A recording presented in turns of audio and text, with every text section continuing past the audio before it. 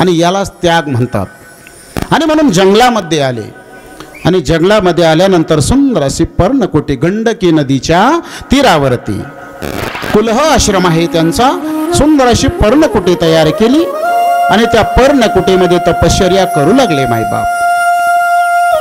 रोज सकाळी उठावं, गंडकी नदीवरती स्नानाला जावं, स्नान करावं आणि दिवसभर भगवंताचं नामस्मरण करावं, असा दिनक्रम त्यांचा चालू होता. एक दिवशीचा प्रकार ऐका. भरत महाराज गंडकी नदीवरती स्नानासाठी गेले. स्नान करत होते, त्रिकाल संध्या करत होते, भगवंताला अर्घ्य देत होते. आणि प्रकार असा घडला मायबाप, ज्या ठिकाणी भरत महाराज स्नान करत होते त्याच्या जवळच एक हरणी पाणी पिण्यासाठी आली. गर्भवती होती बिचारी, दिवस तिचे पूर्ण भरत आलेले होते. आणि तेवढ्यात एखादा हिंस्र पशु आलेला असेल, सिंह असेल, वाघ असेल, डरकाळी फोडली त्यानं. डरकाळी फोडल्यानंतर मायबाप असणारा तो भित्रा प्राणी, हरिण फार भित्रा प्राणी, घाबरला. हा, आमचा टॉमी सुद्धा घाबरतो ना मामा. आमचे कृष्णा महाराज जर म्हटले ना वाघाला, वाघाच्या तावडीतून वाचलाय बिचारा, आजही घाबरतोय तो. वाघाला म्हटलं का ते असं उठून बसतंय. खूप मजा पाहिली आहे मी त्याची. घाबरली हरणी आणि त्याच ठिकाणी तिनं आपल्या बाळाला जन्म दिला आणि गतप्राण झाली ती हरणी. छोटंसं पाडस आहे, पाण्यामध्ये पडलं आणि भरत महाराज अर्घ्य देत असताना हातामध्ये पाणी त्यांच्या, तेवढ्यात ते असणारं पाडस वाहत वाहत आलं आणि भरत महाराजांच्या हातामध्ये आलं. पाहिलं त्यांनी, नवजात पाडस आहे म्हटले, आत्ताच्याचा जन्म झालाय. पाहिलं तर त्याची असणारी माता ती हरणी मरून पडली. आणि संतांचा स्वभाव आपल्याला माहित आहे महाराज, जे का रंजले गांजले त्यासी म्हणे जो आपुले, तोच साधू ओळखावा आणि देव तेथेच जाणावा. असे असणारे संत महात्मे. करुणा आली, अरे या बाळाचं कसं व्हावं, याला आता आई नाही बाप नाही, याचा सांभाळ कोणी करावा, याला दूध कोण पाजे. स्वच्छ केलं त्याला, त्या पाडसाला, आणि आपल्या सोबत आपल्या कुटियामध्ये घेऊन आले.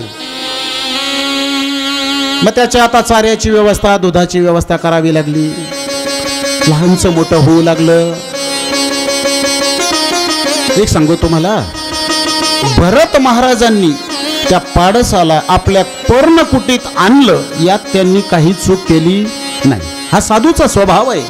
तुम्हाला सांगू साधूचा स्वभाव काय असतो. अहो, नदीमध्ये पाण्यामध्ये एक विंचू बुडत होता. विंचू पाण्यामध्ये बुडतोय, साधूनं पाहिलं आणि वाचवण्याचा प्रयत्न केला. हातामध्ये घेतलं, त्याला दंश केला हातावरती, दंश साधूच्या. दंश केल्यानंतर त्यांना तो दंश झाल्यानंतर परत पडला विंचू पाण्यामध्ये. परत उचलला त्यांनी वाचवण्यासाठी, परत दंश करू लागला. एका शहाण्या माणसानं, म्हणजे जो स्वतःला शहाणा समजतो असा, त्यानं पाहिलं, म्हटलं काय वेडा साधू आहे, अरे तो विंचू चावतोय म्हटले त्यांना आणि परत परत उचलतायत. जवळ आला तो. आल्यानंतर म्हटले, महाराज अहो तुम्हाला काही कळतं का. म्हटलं काय झालं. अहो म्हटलं, तो विंचू तुम्हाला दंश करतोय आणि तुम्ही परत परत वाचवताय त्याला. साधूनं दिलेलं उत्तर ऐका कान उंच करून. आमच्या मिसाळ महाराजांचे शब्द आहेत बरं, कान उंच करून ऐका. हा, म्हटले दंश करणं हा जर त्याचा स्वभाव असेल विंचवाचा, आणि त्याचा स्वभाव तर तो सोडत नसेल, तर माझा स्वभाव त्याला वाचवणे, मी माझा स्वभाव का सोडू. काय गोड उत्तर दिलं मायबाप. आणि ज्याचा जो मूळ स्वभाव असतो ना मायबाप, ज्याचा जो मूळ स्वभाव असतो ना, तो कधी जात नाही, तो कधी सोडत नाही. महाराज आधी होता वाघ्या, आधी होता वाघ्या, आधी होता वाघ्या, आधी होता वाघ्या, आधी होता वाघ्या, आधी होता वाघ्या, योगे झाला पाग्या, दैवयोगी झाला पाग्या, योगे झाला पाग्या, दैवयोगे झाला पाग्याचा येळकोट राहिना, त्याचा येळकोट राहिना, त्याचा येळकोट राहिना, मूळ स्वभाव राहिना, त्याचा येळकोट राहिना, मूळ स्वभाव राहिना.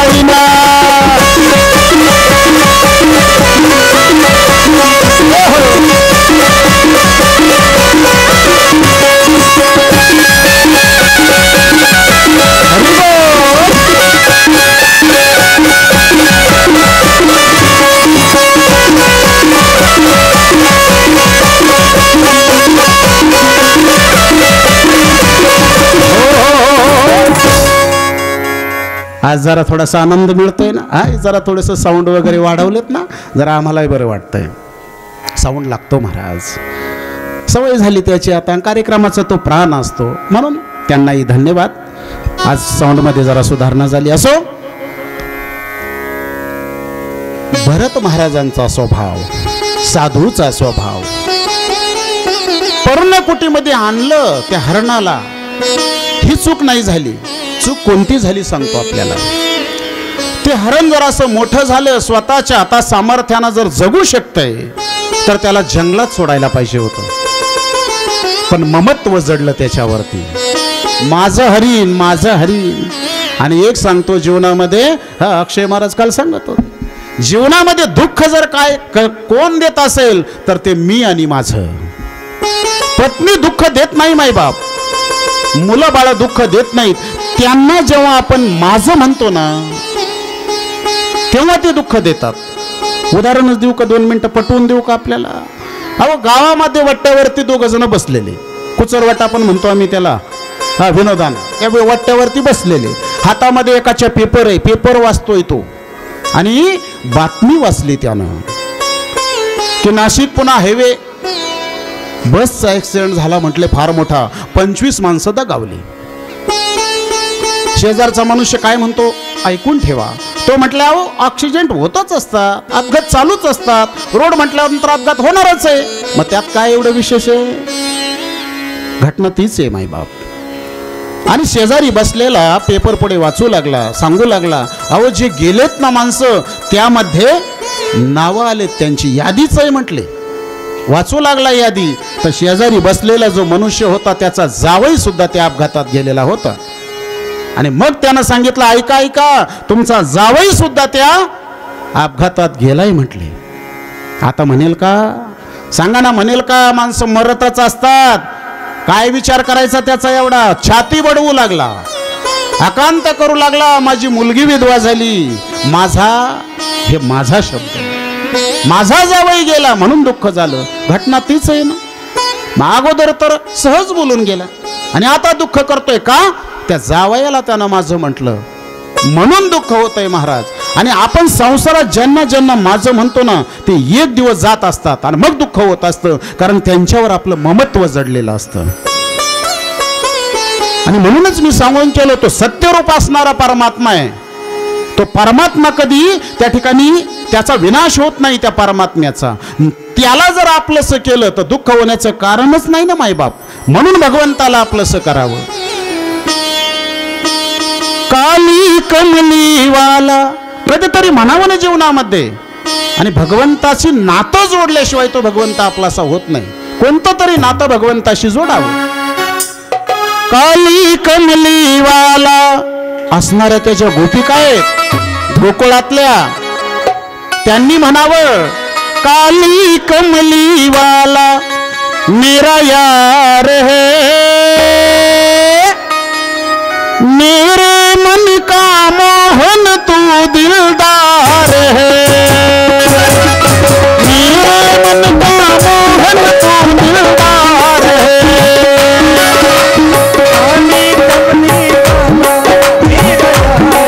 मेरा यार है, मेरा यार है.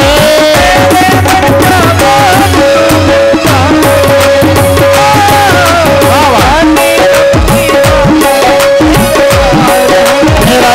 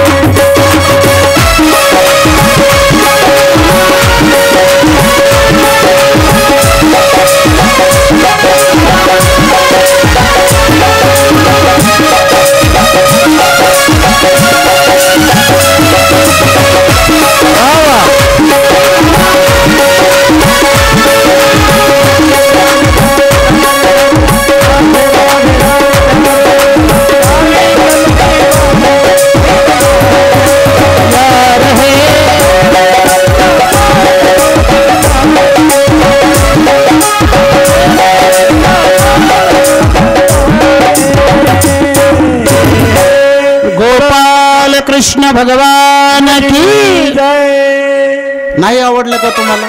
आवडलं ना? मग टाळ्या वाजवा या मंडळींसाठी. श्रीमद भागवत प्रेम आणि भक्ती अगदी ओथंबून यामध्ये भरलेली आहे. खूप आनंद घेता येतो. चला सांगत होतो मी आपल्याला, जड भरत महाराजांनी आपलंच केलं त्या हरणाच्या पाडसाला. मरण मंगलमय व्हावं म्हणून संसाराचा त्याग केला, प्रपंचाचा त्याग केला, मुलाबाळांचा त्याग केला, जंगलात आले, मरणाला विसरले मायबाप. मरणाला विसरले, चिंतन कोणाचं करू लागले? हरणाचं चिंतन करू लागले. म्हणून फसगत झाली. त्यांना तर एकच हरिण होतं. कुणाला? भरत महाराजांना. आपला विचार करा ना, कोणाला 2 आहेत, कोणाला 3 आहेत, कोणाला 4 आहेत. आपली काय दशा होईल? अंतकाळ जवळ आला भरत महाराजांचा आणि असणार ते पाडस निघून गेलं. त्यानं आपले भाऊबंद पाहिले जंगलातले. आता निघून गेलं. निघून गेल्यानंतर यांची अवस्था वाईट झाली भरत महाराजांची. माझ्या हरणाचं कसं होईल? माझ्या हरणाचं कसं होईल? आता याचा कोण सांभाळ करेल? मी गेल्यानंतर. आपणही म्हणत असतो, अरे कळेल तुम्हाला, मी गेल्यानंतर कळेल. जाऊन पहा महाराज, कुणाचंच कोणा वाचून राहत नाही. जगाचा नियम आहे. ऐकायला जर कटू वाटेल पण हेच सत्य. काका वाटतं माणसाला हे सगळं माझ्यामुळे चाललंय. गैरसमज वेड्या. हे सगळं त्याच्यामुळे चाललंय. तो भगवंत सगळं करवून घेत असतो, निमित्त मात्र आपण. आणि ही भावना आयुष्यभर ठेवावी. सावता महाराज कधीच म्हटले नाही का हा मळा माझा आहे. विचारलं कोणी, नागून एक दिवस विचारलं. आम्ही 7 दिवस सावताबाबांचं चरित्र करतो मायबाप. खूप सुंदर आहे. नागून विचारलं, बाबा हा मळा कोणाचा आहे? बाबांनी सांगितलं, अगं हा मळा आपला नाही. म्हटले मग?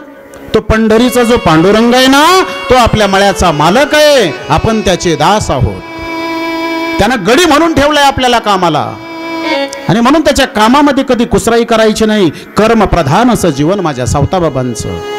कर्माचा कधी त्याग केला नाही जीवनात. आणि पंढरपूरला तर कधी गेलेच नाही. तोच परमात्मा एक दिवस सावता महाराजांना भेट देण्यासाठी मळ्यामध्ये आला. काय अधिकार असेल भक्तीचा. आणि म्हणून आपणही जीवनामध्ये फक्त भाव बदलायचा आहे. आहे तेच आहे, आपणच करायचंय. पण भाव मनात असा ठेवायचा नाही, मी नाही करत, तो माझा भगवंत माझ्याकडनं करून घेतो. हा भाव तयार करा ना, असं म्हणायला काय हरकत आहे. आणि सत्य तर तेच आहे ना. आणि म्हणून हरी निघून गेलं, चिंता करू लागले. आणि भगवद्गीता सांगते की अंतकालेच मामेव स्मरण मुक्त्वा कलेवरम. अंत काळामध्ये भगवंत सांगतात, जो माझं नामस्मरण करतो ना अर्जुना, तो माझ्या परमपदाला प्राप्त होतो, माझी प्राप्ती त्याला होते. पण अंतकाळाला मुखाला नाम यावं. अंतकाळी ज्याच्या नाम आले मुखा, तुका म्हणे सुखा पार नाही. आणि अंतकाळाला मुखाला नामस्मरण तेव्हाच येईल जर तुम्ही आयुष्यभर भक्ती केलेली असेल, आयुष्यभर नामस्मरण केलेलं असेल, तरच नाम मुखाला येऊ शकतं. आयुष्यभर प्रपंचच केलेला असेल, संसारच केलेला असेल, तर मरतेवेळी तोच आठवतो, संसारच आठवतो. आणि शेवटी जन्म घेणे लागे वासनेच्या संगी. जशी वासना असेल ना मायबाप चित्तामध्ये, तसा पुढचा जन्म मिळत असतो. मरताना जर बंगला आला डोळ्यासमोर, तर पुढचा जन्म त्या बंगल्यातच मिळतो, माणूस म्हणून नाही मिळत. तुम्ही माझ्याकडे लक्ष द्या, त्यांचं काम त्यांना करू द्या. माणूस म्हणून नाही मिळत, मग त्या बंगल्यामध्ये कुठेतरी उंदीर म्हणून राहावं लागतं, साप बनून राहावं लागतं, कारण वासना तशी शिल्लक राहिली ना मायबाप. आणि म्हणून अंतकाळी जर भगवंताचं नाम मुखाला यावं असं वाटत असेल, तर देहावरती तसे संस्कार आपण केले पाहिजे आयुष्यभर. पंढरपूरला एक साधू होते, जेव्हा स्नानाला बसायचे ना मायबाप, पहिला तांब्या डोक्यावरती घेतला की हरिपाठ चालू व्हायचा त्यांचा. स्नान पूर्ण होईपर्यंत हरिपाठ होऊन जायचा त्यांचा. त्यांचं वैकुंठ गमन झालं, देह ठेवला त्यांनी आणि त्यांचा देह स्नानासाठी बाहेर काढला. पहिला तांब्या आमच्या माता भगिनीने अंगावरती टाकला, हरिपाठ चालू झाला देहातनं. देवाची द्वारी उभा क्षण भरी. हे देहावर केलेले आयुष्यभराचे संस्कार, म्हणून हे घडलं. पटणार नाही तुम्हाला, हे मेलेला माणूस कुठं हरिपाठ करत असतो का? अहो ते तर त्यांचा देह पूर्ण शिल्लक होता, माझ्या चोखोबारायांचे फक्त हाडं शिल्लक राहिले होते. हे तर माहित आहे ना आपल्याला. हाडातनं विठ्ठल विठ्ठल ध्वनी येऊ शकतो मायबाप. तुकोबारायच्या दगडावरती बसून नामस्मरण करायचे, त्या दगडातनं विठ्ठल विठ्ठल ध्वनी येत होता. म्हणून देहावरती तुम्ही जसे जीवनभर संस्कार कराल ना, तेच आठवतं मृत्यूच्या वेळी. आणि मग मृत्यूच्या वेळी जसं आठवतं तसाच पुढचा जन्म मिळत असतो. मग जड भरत महाराजांचं काय झालं? जड भरत राजा हरणी गर्भा गेला, जड भरत राजा हरणी गर्भा गेला. हो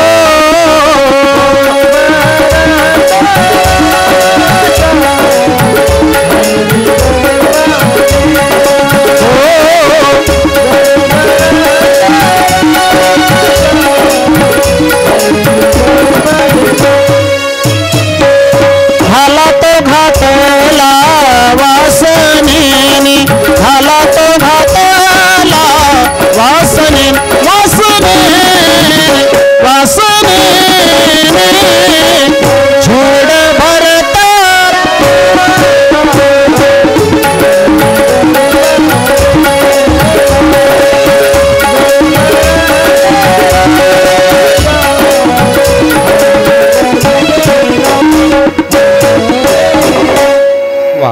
जड भरत राजा हरणी गर्भा गेला. का तर घाला तो घातला वासनेने.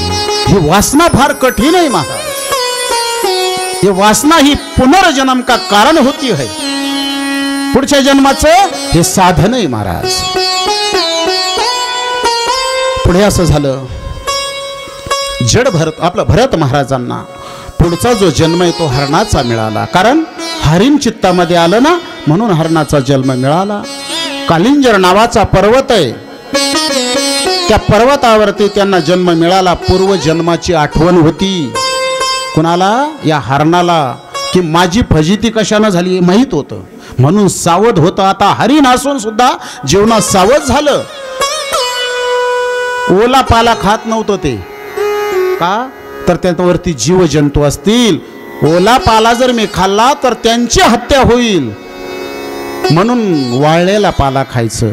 आणि एकादशी व्रत करू लागलं ते हरीण. ऐकून ठेवा, वारकऱ्यानं वैष्णवानं एकादशीचं व्रत करावं. मायबाप तुकाराम महाराज तर एवढं रागानं बोलले, अरे काय तुझा जीव जातो का म्हटले. काय तुझा जीव जातो एकादशी, काय तुझा जीव जातो एकादशी, काय तुझा जीव जातो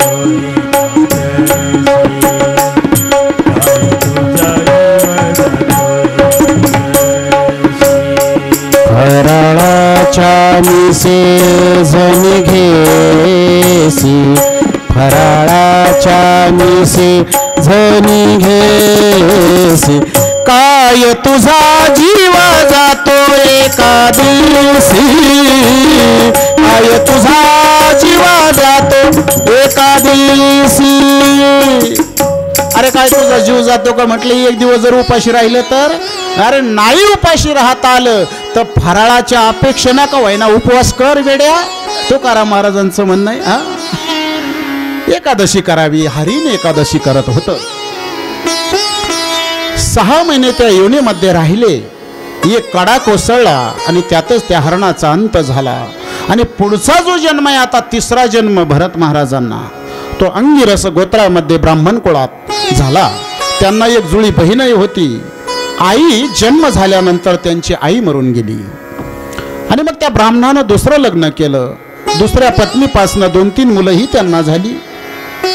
आणि आता भरत महाराजांनी ठरवलं, जे ज्ञान आपल्याला प्राप्त झालंय ते जगाला दाखवायचं नाही, वडिलांना सुद्धा दाखवायचं नाही.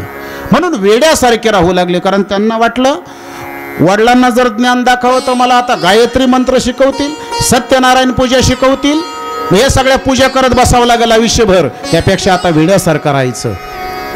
आणि म्हणून वेड्यासारखे राहू लागले. जड बुद्धीचे असं सगळ्यांना वाटत होतं. म्हणून नावच ठेवलं त्यांचं जड भरत. नामकरण केलं त्यांचं जड भरत. 8 वर्षाचे झाले. यज्ञ पवित संस्कार करायचा होता. त्यानं गायत्री मंत्र कानामध्ये म्हटला, पण यांनी त्याचा उच्चारच केला नाही. येत होतं सगळं, उपजता ज्ञानी होते माझ्या ज्ञानोबरायांसारखे, पण नाही म्हटले. कारण अडकल म्हटले मी परत याच्यामध्ये, मला आता अडकायचं नाही, मला माझा उद्धार करून घ्यायचा आहे, मानवी देह मला परत प्राप्त झाला आहे याची जाण होती जीवनामध्ये. मुद्दाम करत होते हे सगळं. बहिणीचा विवाह झाला. आता वेड्यासारखे वागत होते. कोण मुलगी देणार. विवाह झाला नाही त्यांचा. सावत्र भावांचे मात्र विवाह झाले. आणि मग आता सावत्र ज्या भावांच्या ज्या पत्न्या होत्या, भावजाया त्यांच्या, मग त्यांना वाटलं नुसतं 3 टाइम खाते, हे तब्येत झाली म्हटले काहीतरी काम करत जा, खाण्यापुरतं तरी काम करत जा. जड भरत महाराज म्हटले काय काम. काय नाही म्हटले, बटाट्याची आपली शेती आहे, तिथं जात जरा त्या बटाट्याचं राखण करत जा.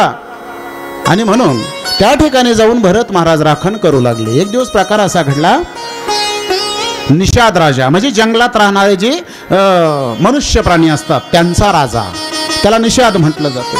आणि त्यानं देवीला नवस केला होता की मानवी बळी देईल. पहिले बळी दिले जायचे देवी समोर, मानवाचे सुद्धा. आणि मग म्हणे मानवी बळी देईल. म्हणून सैनिकांना सांगितलं, जा रे म्हटले, कुणाला तरी पकडून आणा, आपल्याला बळी द्यायचंय म्हटले. म्हणून त्यांचे असणारे सेवक माणसाचा शोध घेत घेत आले. तर हे महाशय या ठिकाणी बसलेले जड भरत महाराज धष्टपुष्ट होते, तब्येत होती आणि बटाट्याचं राखण करत होते. पकडलं त्यांना आणि चला म्हटलं, आमच्या राजानं बोलवलंय, आता साधूला काय, चला तर चला. निघाले त्यांच्यासोबत. निषाद राजासमोर नेलं. त्या ठिकाणी गेल्यानंतर देवीच्या समोर आणलंय त्यांना बळी देण्यासाठी. भरत महाराजांना स्नान घातलं, मिष्टान्न खाण्यासाठी दिले. बळी देताना हे अगोदर करावं लागतं. आणि देवीच्या समोर आणलं मायबाप. आता जड भरत महाराजांना बळी देणार, शस्त्र त्यांच्या मानेवरती चालवणार. तेवढ्या देवीनं ओळखलं, हा तर भगवंताचा परम भक्त आहे. आणि हा जर आता इथं बळी गेला तर जगाचा विनाश होईल. मग असणारी ती देवी अष्टभुजा प्रगट झाली महाराज. देवी प्रगट झाली आणि हे बाळ आमचं डचकलं ना महाराज. अनादि निर्गुण हे अनादि निर्गुण प्रगटली भवानी. अनादि निर्गुण प्रगटली भवानी. मोह महिषासुर मर्दना लागुनी. तापाची करावया झाडणी. भक्ता लागी तू पावस निर्वाणी. भक्ता लागी तू पावस निर्वाणी.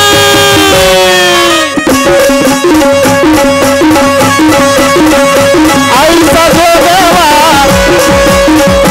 आईचा जोगवा हे आईचा जोगवा जोगवा मागणं.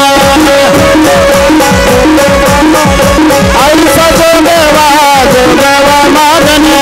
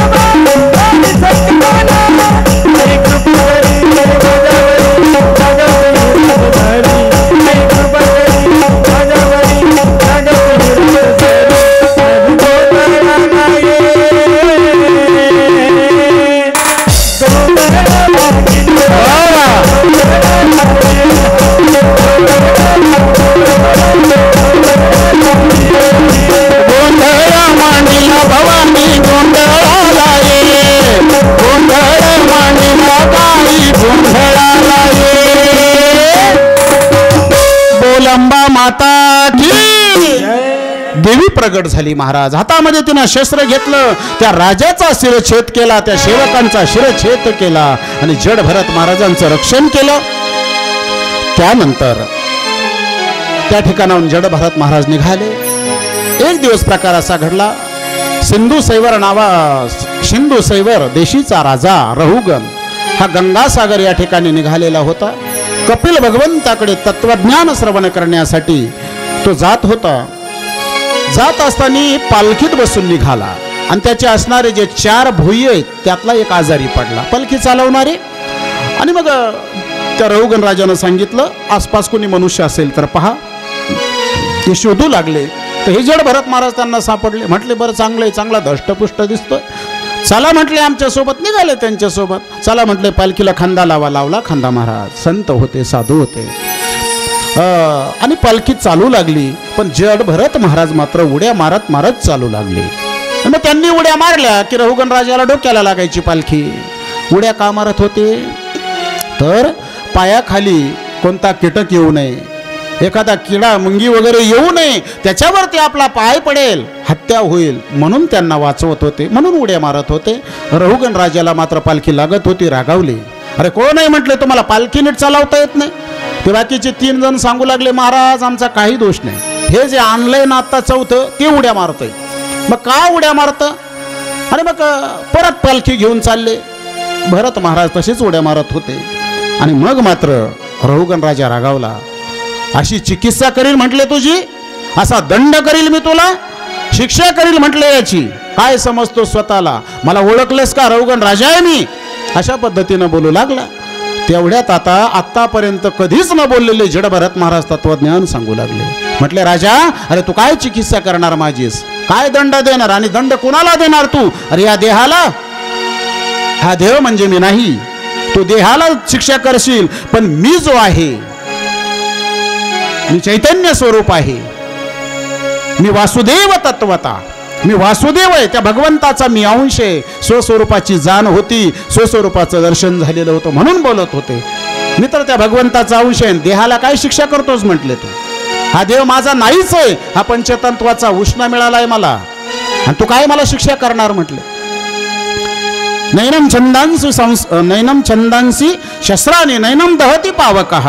अरे मला शस्त्र मारू शकत नाही, मला अग्नी जळू शकत नाही, मला काय मारणार तू? हे तत्वज्ञान जेव्हा रहुगान राजानं ऐकलं, राजाच्या लक्षात आलं हे कोणी सर्वसामान्य नाही, कोणीतरी साधू पुरुष असले पाहिजे. आणि मग पालखीतनं उडी मारली, चरण पकडले जडभरत महाराजांचे. आणि मग त्या ठिकाणाहून जडभरत महाराज निर्विंद्या नावाची नदी आहे तिथे राहू लागले. आणि त्या ठिकाणी असणारे जे गण आहेत त्यांना तत्वज्ञान सांगू लागले. रहुगण हा तोच हरिण होता. कोण? जो भरत महाराजांनी ते हरिण सांभाळलं होतं की नाही आपल्या कुटियामध्ये आणून. पण त्या हरणाला सतसंग झाला भरत महाराजांचा, आणि साधूची संगती झाली म्हणून या हरणाला पुढे 1000 जन्म मिळणार होते. पण साधूची संगती घडली, तो जन्म त्याचा संपला त्या हरणाचा, तोच हा रहुगण राजा होऊन आलेला होता. आणि मग रहुगण राजाचाही उद्धार सतसंगामुळे झाला. पुढे शुकाचार्य भूगोल खगोल याचं वर्णन करतात. खंडांचं वर्णन शुकाचार्यांनी केलं. 3 लोकाचं वर्णन करून सांगितलं परीक्षित महाराजांना. भारतभूमीचं वर्णन करून सांगितलं, कशी माझी भारतभूमी, जहा डाल डाल पर सोने की चिडिया. आता वेळ आपल्याकडे जरा कमी आहे म्हणून चला. आणि त्यानंतर परीक्षित महाराजांना नरकाचं वर्णन करून सांगितलं. 28 नरक आहे म्हटले परीक्षित महाराज. आणि जसं मनुष्य कर्म करतो जीवनात तसे त्या ठिकाणी नरकाची प्राप्ती होत असते. नरकाचं वर्णन त्या ठिकाणी केलं. नरकाचं वर्णन ऐकल्यानंतर राजा घाबरला महाराज, कारण त्यांच्याही जीवनात पाप घडलं होतं. काय? साधूची विटंबना झाली होती, साधूचा अपमान झाला होता जीवनात, म्हणून घाबरले. आणि आपणही घाबरतो, पण आपण कधी घाबरतो माहिती आहे? आयुष्यभर पाप करताना नाही घाबरत, पण अंतकाळ ज्यावेळेस समयाला आपला जवळ येतो ना त्यावेळेस ही सगळी पाप आपल्या समोर उभी राहतात चित्राच्या रूपानं, आणि ती पाहिल्यानंतर मनुष्य घाबरत असतो. आता मार पडणार मला, कोणाचा? यमाचा. मारणार म्हटले मला ते, कारण जीवनामध्ये जर पापाचं आचरण केलेलं असेल तर ती जी यमलोकामध्ये ज्यावेळेस नरकात जातात ना त्या ठिकाणचं वर्णन तुकोबारांनी केलं. मारिती तोडिती जोडिती निष्ठुर, मारिती तोडिती जोडिती निष्ठुर.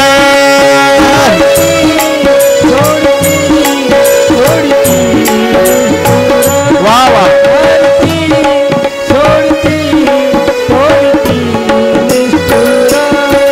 यमाचे किंकर बहुसाल, यमाचे किंकर बहुसाल, मारिती तोडिती जोडिती निष्ठुर, मारिती तोडिती जोडिती निष्ठुर.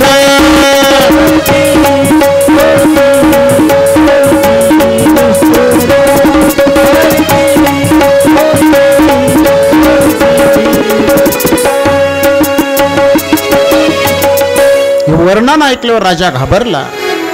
शुकाचार्याने सांगितलं, राजन घाबरण्याचं काही कारण नाही.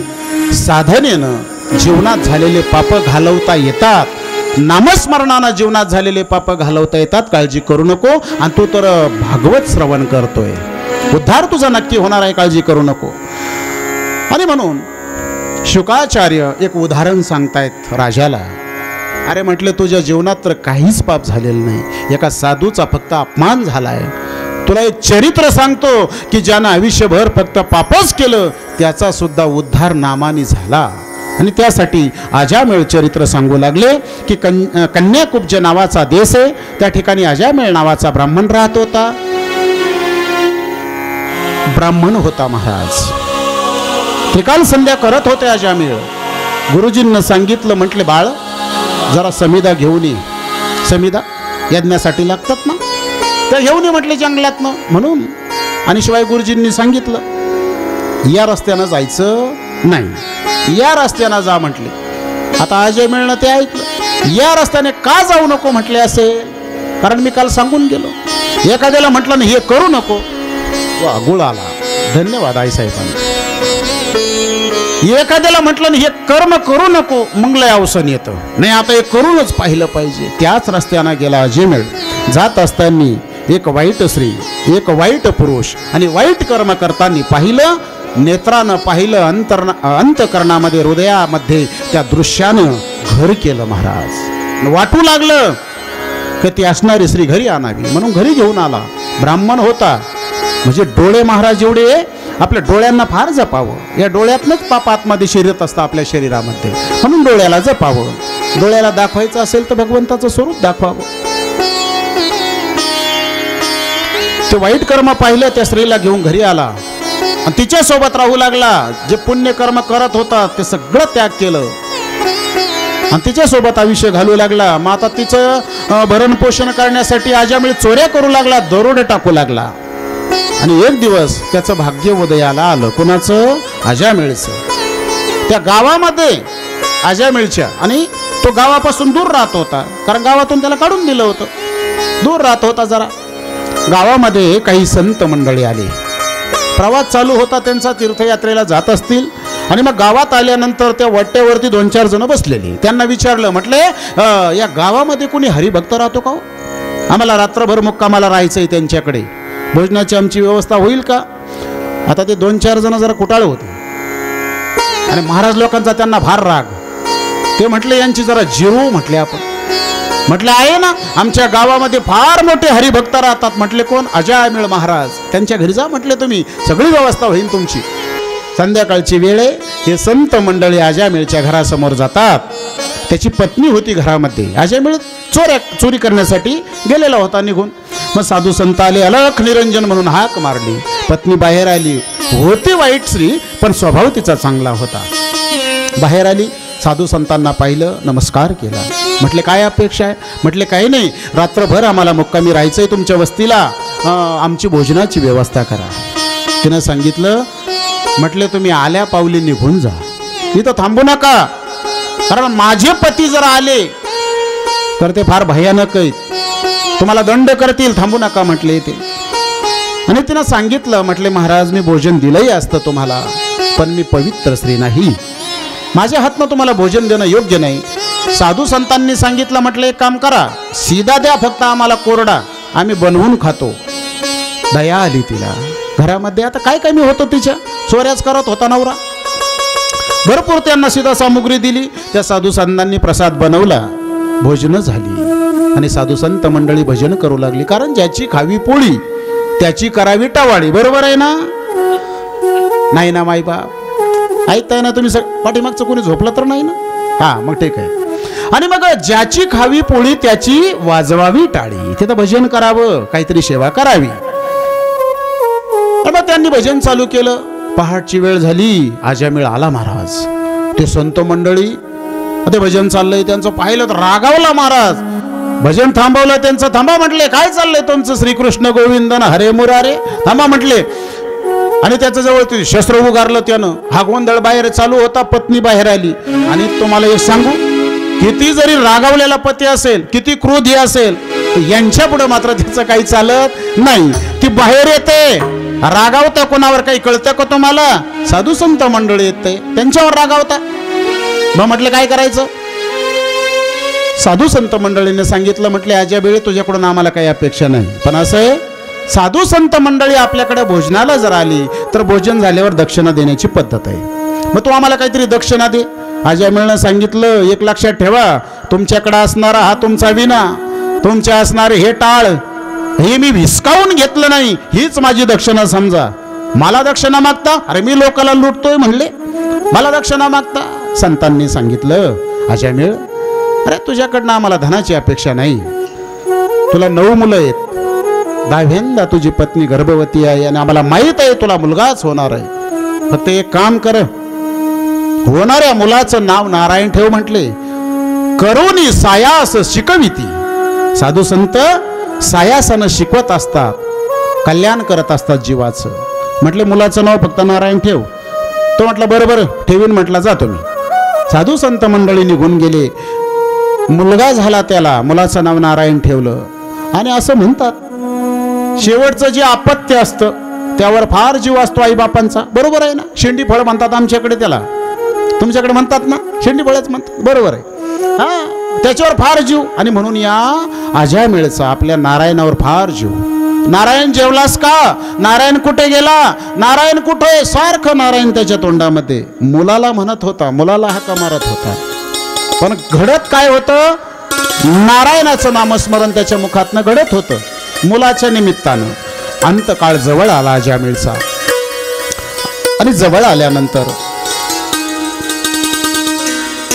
जीवनात केलेले पाप कर्म दिसू लागले. घाबरला अजामिळ. आणि त्याला वाटलं आता मला यातून सोडवणारं दुसरं कोणी नाही, माझा मुलगा मला सोडवेल, माझा नारायण मला सोडवेल. माझा फार जीव आहे त्याच्यावरती आणि त्याचाही माझ्यावरती फार जीव आहे. म्हणून अंत्यकाळाला नारायणा धाव, नारायणा धाव हाका मारू लागला मुलाला. हे कोणी ऐकलं? वैकुंठामध्ये नारायणानं ऐकलं. मारत होता मुलाला हाका, पण भगवंतापर्यंत ती आरोळ गेली. भगवंतानं सांगितलं पार्षदांना, जा माझ्या भक्ताला घेऊन या. म्हटले मला हाका मारतोय. पार्षद आले आणि तेवढ्यात अंतकाळ त्याचा जवळच आलेला होता. त्याला नेण्यासाठी यमदूतही आले. कारण याला कायचे देवाचे पार्षद नेण्यासाठी येतात. याला तर जीवनभर वाईट कर्म केलेली होती, म्हणून यमदूत नेण्यासाठी आले. आणि तेवढ्यात देवाचे पार्षदही आले. अजामिळ सगळं पाहत होतं. बरं, या दोघांमध्ये भांडणं लागली.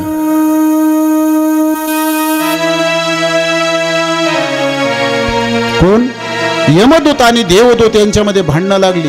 दोघं म्हणू लागले हे गिराईक आमचंय, हे गिराईक आमचंय. यमदूतांनी सांगितलं होतं तुम्ही तर आलेच कशाला? अहो हा फार पापी मनुष्य आहे, याची जागा नरकात आहे. म्हटले स्वर्गात नाही, तुम्ही कशाला आलात? त्यांनी सांगितलं, म्हटले नाही नाही, मरती वेळी याने आमच्या मालकाला हाका मारली, नारायणाला, म्हणून आम्ही नेण्यासाठी आलोय. भांडणं चालू झाली त्या ठिकाणी. यमधर्म सांगेत होता, तुम्हा नाही येथे सत्ता, जेत होय हरिकथा सदा घोष नामाचा, नका जाऊ तया गावा नामधारकाच्या शिवा. त्यांनी सांगितलं ज्या ठिकाणी नामस्मरण चालू असेल, जो नामस्मरण कर, तुम्हाला त्या ठिकाणी येण्याची सत्ता नाही. हे गिराईक आमचं आहे. दोघांची भांडणं पाहिली. दोघंही त्या ठिकाणावर निघून जातात. तुम्हाला असं वाटेल अजामिळने केलं तसं आपणही करावं. आयुष्यभर जे नाही करायचं ते करायचं, जे खाऊ नाही ते खायचं, जे पिऊ नाही ते प्यायचं, मुलाचं नाव नारायण ठेवायचं, शेवटी त्याला हाका मारायची, आले देवदूत नेण्यासाठी. असं नाही. बरं लक्षात घ्या, हे दोघंही निघून जातात. त्याला आयुष्य मिळालं, पुढे बरंच आयुष्य या अजामिळाला मिळालं. आणि मग त्यानंतर त्याने एक विचार केला, अरे मी मुलाला हाका मारत होतो तर मला देवदूत नेण्यासाठी आले, आणि मी जर खरंच भगवंताचं नामस्मरण केलं तर माझा उद्धार झाल्याशिवाय राहणार नाही. सगळ्याचा त्याग केला अजामिळनं आणि अनेक काळापर्यंत त्यानं नारायणाचं नामस्मरण केलं. परिणाम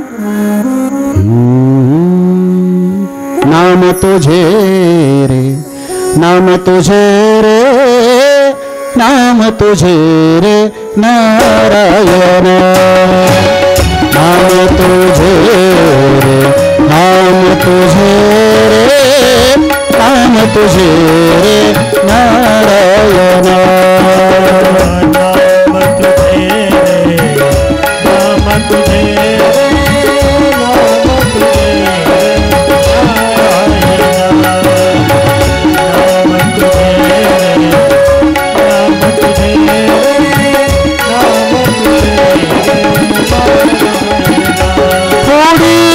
पाषाणाला पाना, थोडी पाषाणाला पाना, थोडी पाषाणाला पाना, थोडी पाषाणाला पाना, थोडी पाषाणाला पाना,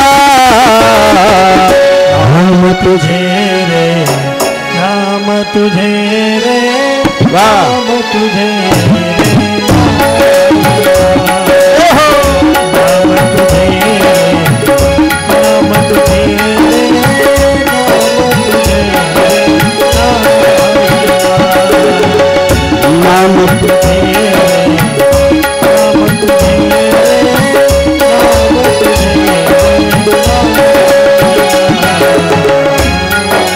नारायण भगवान की जय हो.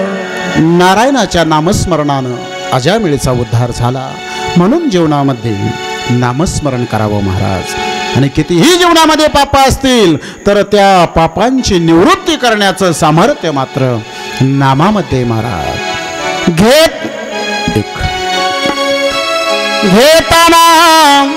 घेताना विठोबाचे पर्वत जळतील पापाचे, पर्वत जळतील पापाचे.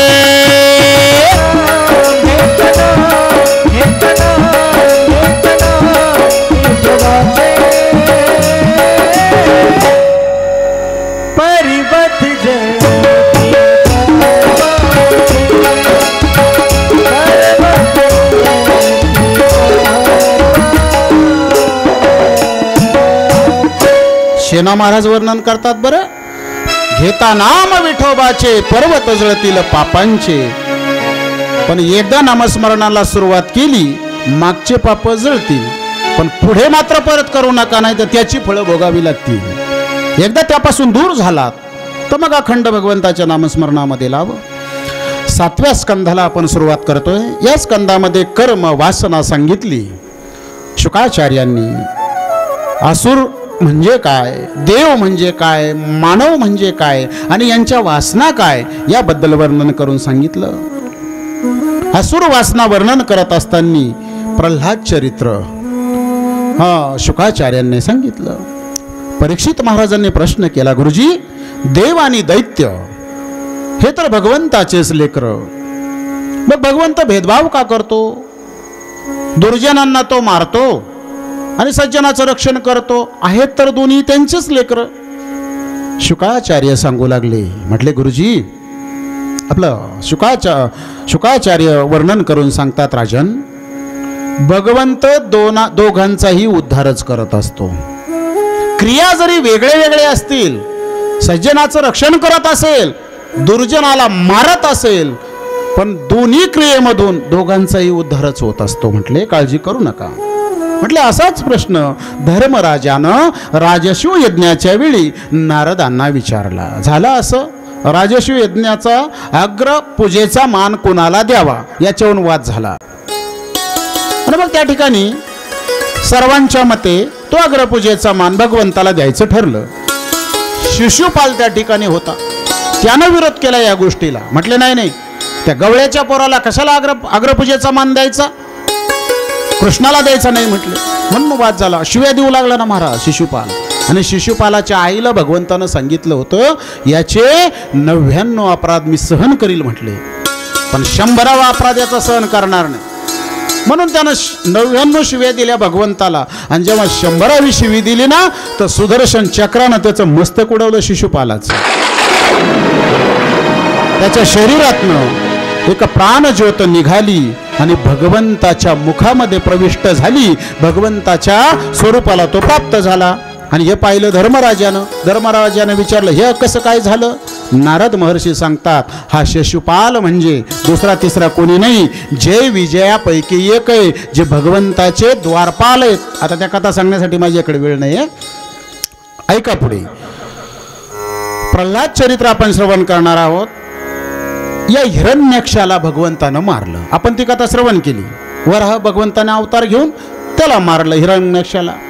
पण त्याचा असणारा भाऊ हिरण्यकश्यपू यानं त्याच वेळी ठरवलं होतं या नारायणाचा बदला घेईन. म्हटले माझ्या भावाला मारतो. आणि म्हणून असणारा हिरण्यकश्यपू मेरू पर्वतावरती जातो तपश्चर्या करण्यासाठी. ब्रह्मदेवाची तपश्चर्या करू लागला. ब्रह्मदेवाय नमः ब्रह्मदेवाय नमः. त्याची तपश्चर्या भंग करण्यासाठी तेथे नारद आणि तुंबर पक्षी बनून येतात. आणि आल्यानंतर हा नामस्मरण करत होता ब्रह्मदेवाय नमः. आणि ते पक्षी त्या ठिकाणी नामस्मरण करू लागले, नारायण नारायण असं ते म्हणू लागले. आणि याच्या कानावरती ते शब्द आले नारायणाची. याला एवढी चीड आली, एवढा राग आला. अरे माझा कट्टर शत्रू म्हटले तो नारायण आणि त्याची नावं हे घेतात. जाऊ द्या म्हटले, तपश्चर्यासाठी काही योग्य मुहूर्त दिसत नाही. घरी निघून आला. आणि घरी निघून आल्यानंतर प्रकार असा घडला, त्या हिरण्यकश्यपूची असणारी पत्नी कोण, कयाधू माता. कयाधू मातेने विचारलं, म्हटलं तुम्ही तपश्चर्या करण्यासाठी जंगलात गेला होता, परत का आला? मग त्यानं सांगितलं, म्हटलं तिथं प्रकार असा घडला, 2 पक्षी आले, नारायण नारायण म्हणत होते, मला तो अपशकुन वाटला म्हणून मी निघून आलो. संधी साधली कयाधू मातेनं, तिच्यासाठी फार मोठी ही संधी होती. मग तिनं काय केलं, परत परत विचारावं पतीला, का हो ते पक्षी काय म्हणत होते? हिरण्यकश्यप सांगायचा, का तुला सांगितलं ना ते नारायण नारायण म्हणत होते. त्या दिवशी कयाधू मातेनं सुंदर असा स्वयंपाक बनवला. पतीकडून जर काही हवं असेल ना तुम्हाला, तर पतीच्या आवडीचा स्वयंपाक करत जावा, प्रेमानं त्यांना खाऊ घालावा आणि मग सांगावं, उद्या जरा आम्हाला पैठणी आणता का, भेटणार 100%. कयाधू मातेनं तेच केलं. सुंदर स्वयंपाक दासींना नाही स्वयंपाक करू दिला, त्या दिवशी स्वतः केला. त्यांना काय काय आवडतं त्या पद्धतीचा स्वयंपाक केला. जेवणाचं ताट समोर ठेवलं, एका हातानं पंख्यानं हवा घालू लागली, एका हातानं भोजन देऊ लागली पतीला. आणि मग विचारू लागली, का हो तुम्ही जंगलात गेला होता आणि पक्षी कुठे बोलत असतात का, काहीतरी खोटं बोलता? ते म्हटले, अगं नाही ग, ते पक्षी नारायण नारायण म्हणत होते, मी माझ्या कानानं ऐकत होतो. ती त्याच्याकडून नामस्मरण करून घेत होती नारायणाचं. अशी हुशार पत्नी असावी मायबाप. भोजन झाली, संध्याकाळची वेळ आहे, त्याच्याकडनं नामस्मरण करून घेत होती कयाधू माता. आणि त्याच रात्री त्यांचा समागम झाला. भगवंताच्या नामस्मरणामध्ये त्या कयाधू मातेला गर्भ राहिला. 3 महिन्याची गर्भवती आहे कयाधू माता. आणि गर्भामध्ये कोण होतं? भक्त प्रल्हाद. आणि असणारा हा हिरण्यकश्यपू परत तपश्चर्या करण्यासाठी निघून गेला. जंगलात गेला, आता तपश्चर्या करू लागला. ब्रह्मदेव प्रसन्न झाले, म्हटले काय पाहिजे मागा. या हिरण्यकश्यपूनं सांगितलं, मला अमरत्व द्या. ब्रह्मदेव म्हटलं, अरे जिथं मीच अमर नाही, तुला काय अमरत्व? आमचं पुण्य संपल्यावर आम्हाला परत येऊ लागती माघारी मृत्यू लोका, माघारी जावं लागतं. म्हटलं दुसरं काहीतरी माग. मग त्यानं अशी काही मागणी विलक्षण केली. हिरण्य फार हुशार असतात हे दैत्य लोक. म्हटले एक काम करा, मला घरात मरण नको, बाहेर नको, वरती नको, खाली नको, शस्त्रानं नको, अश्रानं नको. बरं म्हटले ठीक आहे, तथास्तु म्हणत होते. आणि नंतर म्हटले मानवाच्या हातानं नको, वानराच्या हातानं नको. अनेक मागण्या त्याने मागितल्या. नंतर म्हटलं वर्षाचे महिने किती? म्हटले 12 महिने. या 12 महिन्यात सुद्धा मला मृत्यू नको. म्हटले तथास्तु. ब्रह्मदेव म्हटले तू किती मागण्या माग, पण माझा बाप एवढा हुशार आहे, तुला मारल्याशिवाय राहणार नाही, काळजीच करू नको. अनेक मागण्या मागितल्या त्याने. आणि मग तपश्चर्या पूर्ण झाली. आणि मग आता मात्र उन्मत्त झाला हिरण्यकश्यपू, कारण वरदहस्त ब्रह्मदेवाचा मिळाला, अनेक वरदान. आता कोण मला मारू शकणार आहे? स्त्रीच्या हातानं नको, पुरुषाच्या हातानं नको, अनेक वरदानं, रात्री नको, दिवसा नको, अनेक वरदानं मागितले त्यांनी महाराज. आणि असा आता तो उन्मत्त झाला. आणि त्यानं फरमान काढला आपल्या राज्यामध्ये, नाव न घेऊ देवाचे ऐशे ब्रीद हिरण्यकश्यपूचे. तो म्हटला जर त्या नारायणाचं कोणी नाव घेतलं ना, शिरच्छेद करून टाकीन. आणि नावच घ्यायचं असेल तर माझं नामस्मरण करा म्हटलं. आणि मग अशा पद्धतीनं राज्य चालवू लागला. 3 महिन्याची गरोदर असताना कयाधू माता या इंद्राला कळालं की हिरण्यकश्यपूची पत्नी गर्भवती म्हटले. आणि इंद्राला वाटलं मग आता तिच्या पोटामध्ये कोण असेल? अहो राक्षसाचा पुत्र तो राक्षसच असणार. म्हणून या इंद्रानं ठरवलं कयाधू मातेला पळवायचं आणि तिचा गर्भ नष्ट करून टाकायचं. कारण काय होतं म्हटलं, हे राक्षस जन्माला येतात, स्वर्गावरती चढाई करतात आणि माझं पद जातं म्हटले. त्याला त्याच्या पदाची काळजी इंद्राला, दुसरं काय नाही त्याला काळजी कसली. आणि मग तो कयाधू मातेला, कारण हिरण्यकश्यपू त्यावेळेस तपश्चर्या करायला गेलेला होता. मग कयाधू मातेला उचललं, इंद्र घेऊन जाऊ लागला. नारदाच्या आश्रमापासून जात असताना नारदांनी पाहिलं ही पतिव्रता आहे म्हटले. जरी राक्षसाची पत्नी असेल पण पतिव्रता आहे आणि हिच्या गर्भामध्ये भक्त वाढतोय नारायणाचा. थांबवलं इंद्राला. इंद्रा थांब म्हटले, खाली ठेव तिला. ठेवलं खाली. म्हटले का? म्हटले तिला घेऊन जाऊ नको. म्हटले का? इंद्रानं सांगितलं, अहो नारद महर्षी, तिच्या पोटामध्ये राक्षसाचा गर्भ आहे, मला तो नष्ट करायचा आहे. म्हटलं वेड्या, मूर्खपणा करू नकोस. अरे तिच्या गर्भामध्ये प्रत्यक्ष नारायणाचा भक्त आहे म्हटले, सोडून दे तिला. सोडून दिलं या इंद्रानं. आणि त्यानंतर बऱ्याच काळ कयादू माता नारदांच्या आश्रमामध्ये राहिल्या. सत्संग घडला, त्या गर्भावरती संस्कार झाले परमार्थाचे. म्हणून माता भगिनीने या कथेतून आपल्याला हेच शिकायचं. ज्यावेळेस माता भगिनी गर्भवती असतात की नाही, तर गर्भावरती चांगले संस्कार करत जा, चांगले मुलं जन्माला येतील. अहो तुम्ही जर गर्भवती असताना 4 दिवस सासूचे 4 दिवस सोनाचं पाहत असाल, मुलं तसेच जन्माला येतील ना महाराज. गर्भवती अवस्थेमध्ये रामायण वाचावं, भागवत वाचावं, कीर्तनाला जावं, कथाश्रवण कराव्यात. सद्गुणी मुलं जन्माला आल्याशिवाय राहणार नाही. आपल्या भारतीय संस्कृत सनातन हिंदू धर्मामध्ये या देहावरती 16 संस्कार केले जातात. गर्भसंस्कारापासून ते अंत्यसंस्कारापर्यंत त्यामध्ये गर्भसंस्कार फार महत्वाचे. आमच्या जिजामाता गर्भ जेव्हा पोटामध्ये होता तेव्हा रामायण ऐकायला जायच्या, शिवपुराण ऐकायला जायच्या. आणि असे सुंदर गर्भावरती संस्कार केले म्हणून हिंदवी स्वराज्याचे संस्थापक शिवाजी महाराज जन्माला आले. महाराज उगाच नाही आले. आणि म्हणून गर्भावरती संस्कार झाले कयादू मातेचे.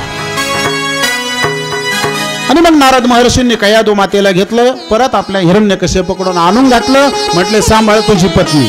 आणि त्यानंतर एका सुंदर अशा बाळाला कयादू मातेनं जन्म दिला, तेच म्हणजे प्रल्हाद महाराज. जन्म झाला, आनंद झाला हिरण्यकश्यपूला. आणि मग 5 वर्षाचे 6 वर्षाचे भक्त प्रल्हाद झाले.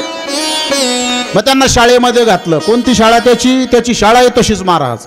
हे शुक्राचार्य वेगळे, शुक्राचार्य वेगळे.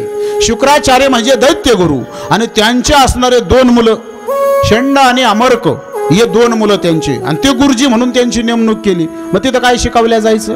हरिपाठ, चांगदेव 65, ज्ञानेश्वरी. अहो नाही, या साधू संतांवरती अत्याचार कसा करायचा, जो नारायणाचं नाम घेत असेल त्याचा शिरच्छेद कसा करायचा, हे सगळ्या गोष्टी तिथं अनाचाराच्या शिकवल्या जायच्या. आणि तिथं प्रल्हादाला शाळेमध्ये घातलं. पण प्रकार असा घडला, वर्ग सुटल्यानंतर, शाळा सुटल्यानंतर या प्रल्हादानं आपल्या जोडीदारांना घ्यावं, मित्रांना सोबत घ्यावं, जंगलामध्ये जावं, वटवृक्षाच्या सावलीला बसावं आणि तिथं त्या मुलांकडनं भजन करून घ्यावं. एक दिवस त्या मुलांना सांगितलं, म्हटले अरे हे जे शिकवतात ना गुरुजी, यानं जीवनाचं आपलं वाटोळं होणार आहे. म्हटले नारायणाचं जर तुम्ही नामस्मरण करा तर जीवनाचं कल्याण होईल. त्या जोडीदाराने सांगितलं, प्रल्हादा वेड्यासारखं करू नको. हे तुझ्या बापाला जर कळलं, हिरण्यकश्यपूला, तुला तर दंड देईलच, आम्हालाही दंड दे. कारण त्या तुझ्या वडिलांनी सांगितलंय नारायणाचं नाम कधी घ्यायचं नाही कोणी. आणि मग प्रल्हाद म्हटला माझ्या बापाचं तुम्ही ऐकू नका. प्रल्हादाने एक युक्ती केली.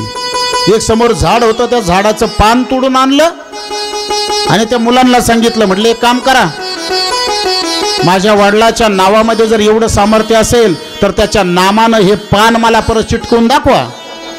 मुलांनी सांगितलं, असं कसं होईल रे प्रल्हाद, तोडलेलं पान कुठं जोडलं जातं का परत? माझ्या नारायणाच्या नामस्मरणामध्ये ते सामर्थ्य. म्हटले जा तुम्ही त्या ठिकाणी. आणि प्रल्हादानं नारायणाच्या नामस्मरणात ते पान परत झाडाला त्या ठिकाणी लावून दाखवलं, परत चिटकलं पान. मग यांना म्हटले अरे वा, म्हटले नारायणाच्या नामामध्ये काय सामर्थ्य. म्हणून प्रल्हाद त्यांच्याकडनं भजन करून घेऊ लागला. श्रीमन नारायण नारायण नारायण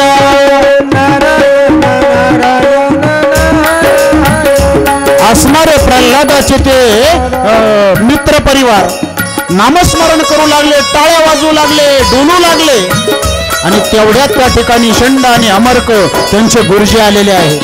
पाहिलं त्यांनी, प्रल्हाद भजन करतोय, बाकीचे त्याच्या पाठीमागे सगळे भजन करतायत. आणि हे जर त्या हिरण्यकश्यपूला कळालं तर माझ्या मुलाला तू नारायणाचं नाम घ्यायला शिकवलं म्हणून मला दंडित करतील असं त्याला वाटतं, त्या गुरुजींना वाटलं. काय करायचं आता? गुरुजी त्या ठिकाणी जवळ येतात. थांबा म्हटले. थांबलं भजन महाराज.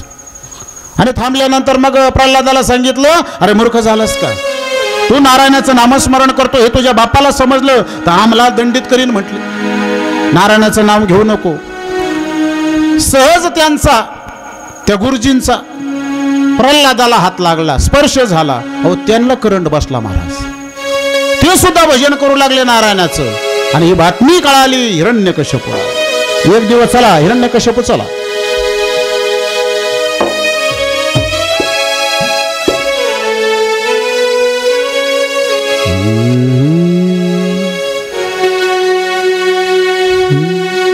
विठ्ठल नामाची शाळा भरली, विठ्ठल नामाची शाळा भरली, शाळा भरली, विठ्ठल नामाची शाळा भरली. घनश्याम विठ्ठल नामाची शाळा भरली. शाळा शिकताना तहान भूक हरली, शाळा शिकताना तहान भूक हरली, विठ्ठल नामाची शाळा भरली, विठ्ठल नामाची शाळा भरली. शाळा भरली, विठ्ठल नामाची शाळा भरली.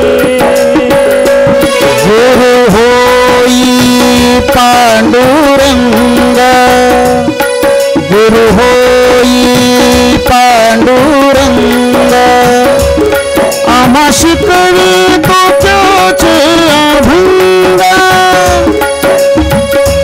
गुरु होई पांडुरंग, आम्हा शिकवी तुझ्याचे अभंग. नाम गजुरात हो दंग, नाम गजुरात हो दंग, पोथी पाण्यात कशी तरली, विठ्ठल नाम.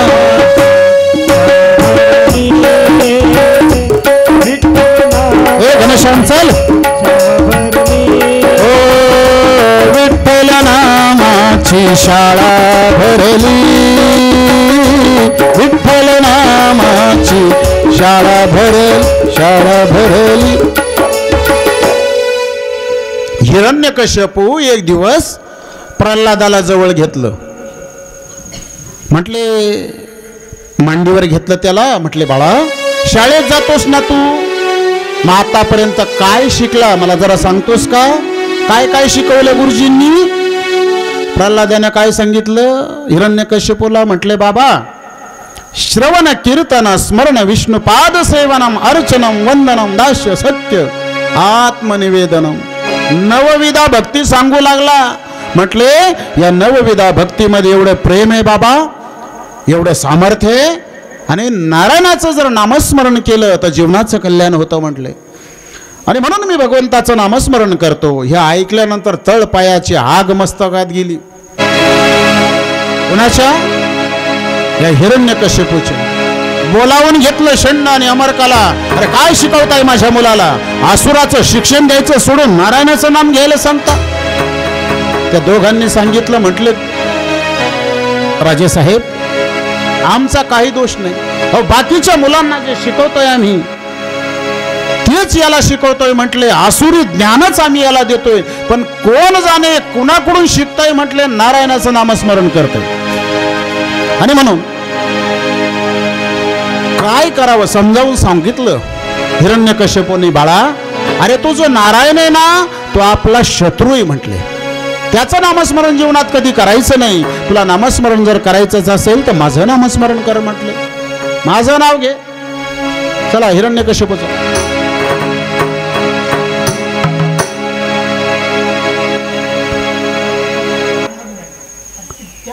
हिरण्यकश्यपू हा इकडनं. हा हिरण्यकश्यपू आता या ठिकाणी दरबाराच्या दिशेने येत आहेत. हिरण्यकश्यपू येऊ लागले.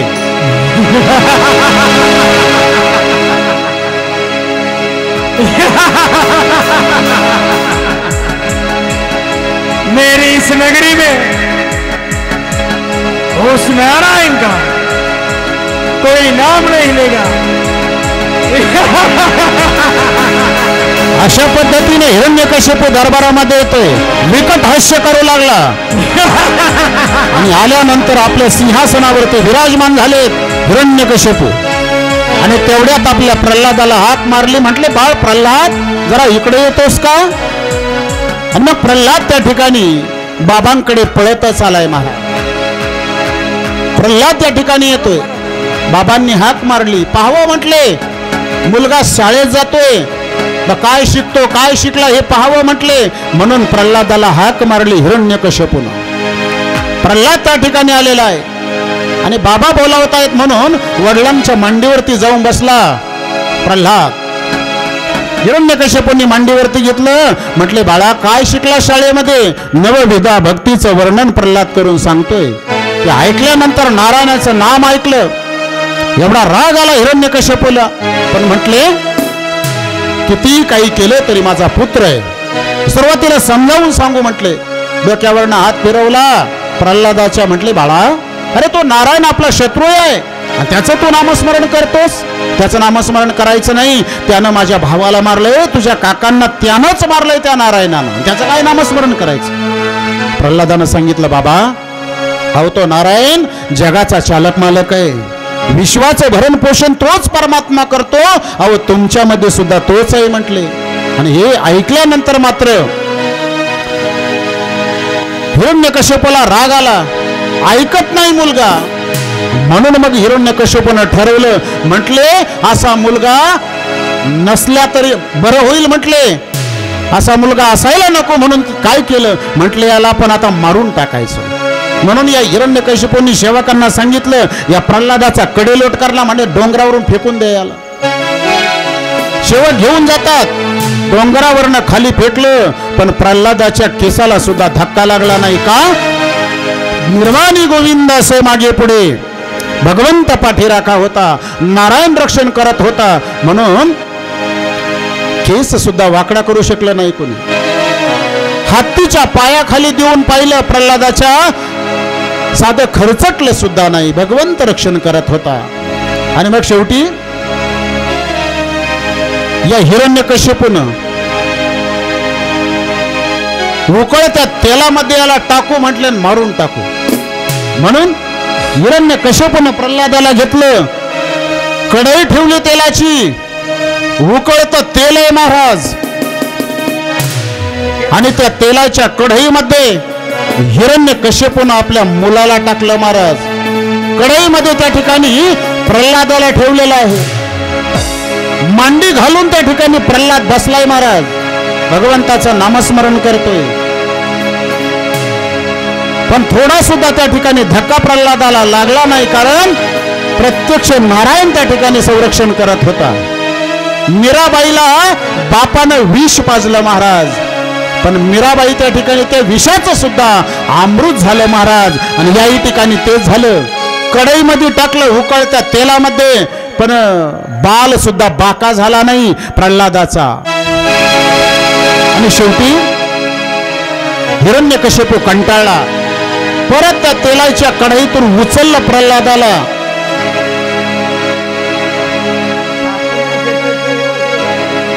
पण प्रल्हादाला मात्र काही झालं नाही त्या कढईमध्ये.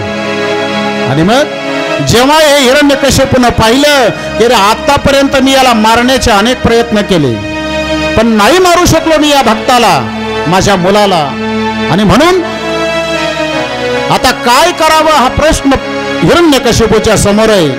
म्हणून कसं याला मारावं, जे जे प्रयत्न मी आतापर्यंत केले, माझे प्रयत्न असफल झाले. आज तर याला मी उकळत्या तेलात टाकले, पण उकळत्या तेलात असूनही भक्त प्रल्हाद हसतोय आणि भगवंताचं अखंड नामस्मरण करतोय.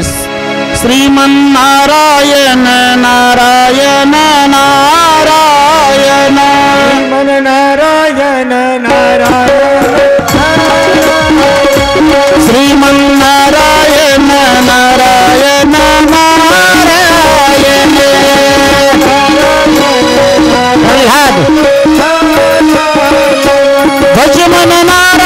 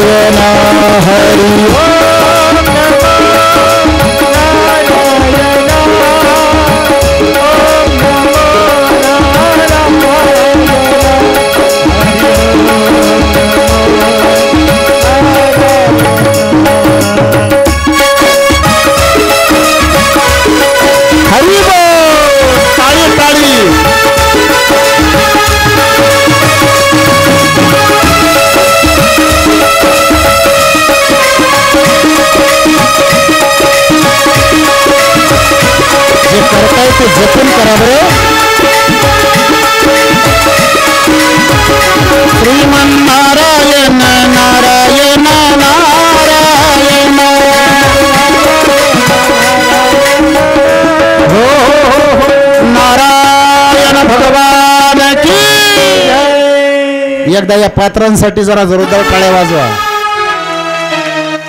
अनेक प्रयत्न केले हिरण्यकश्यपूने, पण प्रल्हादाला नाही मारू शकले. पाठी राखा भगवंत त्या ठिकाणानं उचललं, हिरण्यकश्यपूनं उचललं मायबाप, आणि परत या ठिकाणी आपल्या महालामध्ये हिरण्यकश्यपू प्रल्हादाला घेऊन येतोय. आणि मग त्या ठिकाणी हे कळालं कोणाला? हिरण्यकश्यपूची असणारी बहीण, जिचं नाव होलिका आहे, आणि या होलिकेला वरदान होतं, अग्नी तिला जाळू शकत नव्हता. आणि आता असणारी होलिका विकट हास्य करत त्या ठिकाणी येते, मोठमोठ्यानं ओरडते. असणारी होलिका त्या ठिकाणी आलेली महाराज, होलिका त्या ठिकाणी आलेली महाराज, हिरण्यकश्यपूची बहीण, आणि तिला वरदान होतं भगवंताचं की तिला अग्नी जाळू. होलिका त्या ठिकाणी आलेली आहे, आणि आल्यानंतर आपल्या भावाला सांगू लागली, म्हटले दादा कशाचं दुःख आहे तुला? हिरण्यकश्यपूनं सांगितलं, म्हटले अगं दीदी, हा माझा मुलगा आहे, नारायणाचा भक्त आहे, मला त्याला मारायचंय, अनेक प्रयत्न आतापर्यंत केले, नाही मारू शकलो. ती म्हटली सोपं आहे, म्हटले एका मुलाला मारायचं, एवढं काय अवघड आहे? म्हटले मग कसं काय सोपं आहे? तिनं सांगितलं दादा माझ्यात असं सामर्थ्य, मला असं वरदान आहे, अग्नी मला जाळू शकत नाही. अरे त्या प्रल्हादाला मी मांडीवर घेऊन बसते, चिताराचा म्हटले तुम्ही, त्या चितेवर मी बसते, प्रल्हादाला मांडीवर घेते, अग्नी पेटवा म्हटले, अग्नी मला काही करणार नाही, मी तर काही मरणार नाही, पण प्रल्हाद जळून भस्म होईल. म्हणून त्या ठिकाणी होलिकेनं मांडीवरती घेतलं प्रल्हादाला, चहू बाजूनी अग्नी पेटवला. तुम्हाला एक सांगू, आतापर्यंत अनेक वेळा ती अग्नीत गेली होती होलिका, पण जळून कधी भस्म झाली नाही, वरदान होतं. पण आता भगवंताच्या भक्ताचा तिनं अपराध केला, म्हणून भगवंतानं त्या होलिकेला जाळलं. पण प्रल्हादाला मात्र धक्का सुद्धा लागू दिला नाही. भगवंत एक वेळेस त्याचा अपराध केला तर सहन करतो, पण भगवंताच्या भक्ताचा जर कोणी अपराध केला तर त्याचा सर्वनाश भगवंत करत असतो. होलिका जळून भस्म झाली महाराज, प्रल्हादाला काही झालं नाही. होलिका त्या ठिकाणी भस्म झाली आणि प्रल्हाद परत उठून उभा राहिला. होलिका जाऊ, होलिका भस्म झाली महाराज, प्रल्हादाला काही झालं नाही. आणि मग आता हिरण्यकश्यपूला प्रश्न पडला, आणि तेव्हापासून होळीचा सण साजरा होतो बरं. आणि मग आता हिरण्यकश्यपूला प्रश्न पडला, याला मारावं कसं? शेवटी हार मानली हिरण्यकश्यपूने, नाही मारू शकत याला. आणि मग आपल्या प्रल्हादाशी संवाद केला बापानं. हिरण्यकश्यपू विचारू लागला, प्रल्हादा अरे तू ज्या नारायणाचं नाव घेतो तो नारायण नक्की कुठे रे? कुठे तुझा नारायण? सांग म्हटले मला. प्रल्हादानं उलट प्रश्न केला, बाबा मी तुम्हाला विचारतो, तुम्ही मला सांगा की माझा नारायण कुठे नाही? अहो कणाकणामध्येच माझा नारायण भरला, काष्टीपाशाने माझा भगवंत आहे, कुठे नाही तो भगवंत? आणि मग हिरण्यकश्यपूनं सहज त्या खांबाकडे लक्ष गेलं महालाच्या. म्हटले का रे, हा समोर जो खांब दिसतोय या खांबात तुझा नारायण आहे का? बाबा अहो मी तुम्हाला सांगितलंय ना, माझा भगवंत सर्वाघटी राम देहादेही एक. अहो सगळ्या ठिकाणी तो भगवंत आहे, मग खांबात का असणार नाही? तो खांबात सुद्धा आहे. म्हणून या दुष्ट हिरण्यकश्यपूनं त्या खांबावरती लात मारली महाराज. लात मारल्याबरोबर त्या खांबातनं हिरण्यकश्यपू बाहेर आलेला आहे. खांबाच्या ठिकाणी हिरण्यकश्यपू बाहेर आला. हिरण्यकश्यपू युद्ध होऊ लागले हिरण्यकश्यपूचं आणि नरसिंह भगवंताचं. नरसिंह भगवंत प्रकट झाले, म्हणजे वरचा जो चेहरा आहे तो सिंहाचा आहे आणि खालचा जो देह आहे तो मानवाचा आहे. युद्ध होऊ लागले आणि नरसिंह भगवंतानं आता तर हिरण्यकश्यपूला आपल्या मांडीवरती घेतले. हिरण्यकश्यपू नरसिंह भगवंत सिंहासनावरती बसले.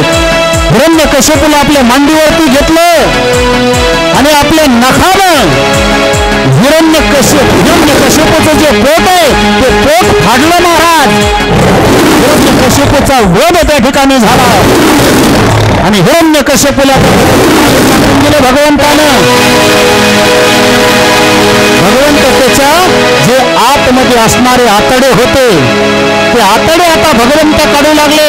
नरसिंह भगवंत पोटातले आतडे बाहेर काढतायत आणि असणारा तो हिरण्यकश्यपूचा मृतदेह भगवंतानं आता जमिनीवरती टाकून दिला. महाराज, हिरण्यकश्यपूचा वध झाला. हिरण्यकश्यपूचा उद्धार माझ्या नरसिंह भगवंतानं केला. बोलिये नरसिंह भगवान की. उद्धार झाला हिरण्यकश्यपूचा. पण भगवंत मात्र रागावलेले आहेत. दारकाळ्या फोडतायत मोठमोठ्यानं. रागावलेले भगवंत शांत होत नव्हते. आता भगवंताला कसं शांत करावं? आणि जेवढी वरदानं मागितली होती या हिरण्यकश्यपूची तेवढी पूर्ण केली माझ्या भगवंतानं. हिरण्यकश्यपूनं सांगितलं होतं मला शस्त्रानं किंवा अश्रानं मृत्यू नको, म्हणून नखानं फाडलं महाराज. कारण नख शस्त्रही नाहीत आणि अश्रही नाहीत. ते धड जिवंतही नाहीत आणि ते धड मृतही नाहीत. जर नखांना जिवंत म्हणावं तर कापल्यानंतर त्रास होत नाही आणि जर त्यांना मृत म्हणावं तर त्यांची वाढ होते, म्हणून नखानं फाडलं. हिरण्यकश्यपूनं मागितलं होतं मला खाली मृत्यू नको, वरती नको, मांडीवर घेतलं महाराज. त्यानं सांगितलं होतं आत नको, बाहेर नको, उंबरट्यावर घेतलेलं होतं, उंबरट्यावर, आणि तिथं फाडलं. त्याच्यानंतर त्यानं सांगितलं होतं दिवसा नको, रात्री मृत्यू नको, सायंकाळची वेळ आहे. सायंकाळच्या वेळेला त्या ठिकाणी त्याचा वध माझ्या भगवंतानं केला. त्यानं सांगितलं होतं मला 12 महिन्यामध्ये मृत्यू नको, मग 13वा महिना उत्पन्न केला माझ्या भगवंतानं, ज्याला आपण काय म्हणतो पुरुषोत्तम मास. आणि आपल्या भाषेत म्हणायचं झालं धोंड्याचा महिना. त्याच्यामुळे जावयांची मजा झाली की नाही धोंड्याच्या महिन्यामध्ये, म्हणून तो 13वा महिना माझ्या भगवंतानं तयार केला. 13व्या महिन्यात मारलं. अनेक वरदानं त्यानं मागितले होते, सगळी पूर्ण केले महाराज. हिरण्यकश्यपूचा वध झाला. आता हिरण्यकश्यपूला बाजूला घ्या. हिरण्यकश्यपू त्या ठिकाणी वध झाला. टाळ्या वाजवा महाराज यांच्यासाठी एकदा. खूप जोरदार, खूप सुंदर भूमिका केली. आणि मग आता रागावलेले क्रोधायमान आहेत त्या ठिकाणी भगवान. तडकाया फोडतायत, उड्या मारतायत. माता यांना शांत कसं करावं? आणि म्हणून त्या ठिकाणी ब्रह्मदेव हजर होते. त्या ठिकाणी भगवान शिवजी हजर होते. भगवान शिवजींनी सांगितलं, म्हटले ब्रह्मदेव तुम्ही भगवंताचे मानसपुत्र आहेत म्हटले, तुम्ही जा म्हटले, राग शांत करा. ब्रह्मदेव समोर येतात. भगवंतानं एक दारकारी फोडली. ब्रह्मदेव 4 खाऊन बाजूला पडले महाराज. अनेकांनी प्रयत्न केला आणि मग भगवान शिवजी समोर येतात. त्यांनाही शांत नाही करता आलं नरसिंह भगवंताला. मग कोणीतरी म्हटलं एक काम करा. म्हटले काय? कितीही रागावलेला मनुष्य असू द्या, पत्नी जर समोर आली तर शांत होतो म्हटले. एक काम करा, लक्ष्मी मातेला बोलवा. लक्ष्मी माता आली ना शांत होतील भगवंत. म्हणून मग आता लक्ष्मी माता त्या ठिकाणी येते. त्यांनाच बोलवा परत. लक्ष्मी माता त्या ठिकाणी आता येऊ लागल्या महाराज. म्हटले आता भगवंत. आणि मग कुणीतरी निरोप घेऊन गेलं वैकुंठामध्ये. लक्ष्मी मातेला सांगितलं, म्हटले चला चला तुमचे पतिराज फार रागवलेले, भगवान फार रागवलेले, तुम्ही जरा येऊन त्यांना शांत करा. लक्ष्मीनं सांगितलं अहो भगवंताला शांत करायचंय ना, डाव्या हाताचा मळ आहे माझ्या. सुंदर असं त्या ठिकाणी लक्ष्मी मातेनं शृंगार केला आणि लक्ष्मी माता येतात भगवंतासमोर. भगवंतानं एक उडी मारली महाराज, दारकाळी फोडली. लक्ष्मी मातेनं जे कोलांट उडी खाल्ली पळतच निघाल्या. लक्ष्मी माता हे माझे पती नाही म्हटले, माझे पती नाही म्हटले. लक्ष्मी माता निघून जातात वैकुंठाला. आणि मग आता भगवंत नरसिंह भगवंत सिंहासनावर बसलेले, रागावलेले. आणि मग आता सगळ्यांनी ठरवलं, ब्रह्मदेवाला कळलं यांचा राग फक्त यांचा भक्तच शांत करू शकतात. म्हणून आता प्रल्हादाला घेतला आणि मांडीवरती बसवलं महाराज. नरसिंह भगवंताच्या मांडीवरती प्रल्हादाला बसवलं. भक्त जवळ आले, भगवंत शांत झाले. आपल्या जिभेनं चाटू लागले प्रल्हादाला. आणि मग भगवंत प्रसन्न झाले, प्रल्हादावर प्रसन्न झाले. प्रल्हादाला विचारलं, प्रल्हादा काय पाहिजे असेल ते माग. प्रल्हादानं सांगितलं, भगवंता काय मिळवायचं बाकी राहिलं. प्रल्हादानं विचारलं, भगवंता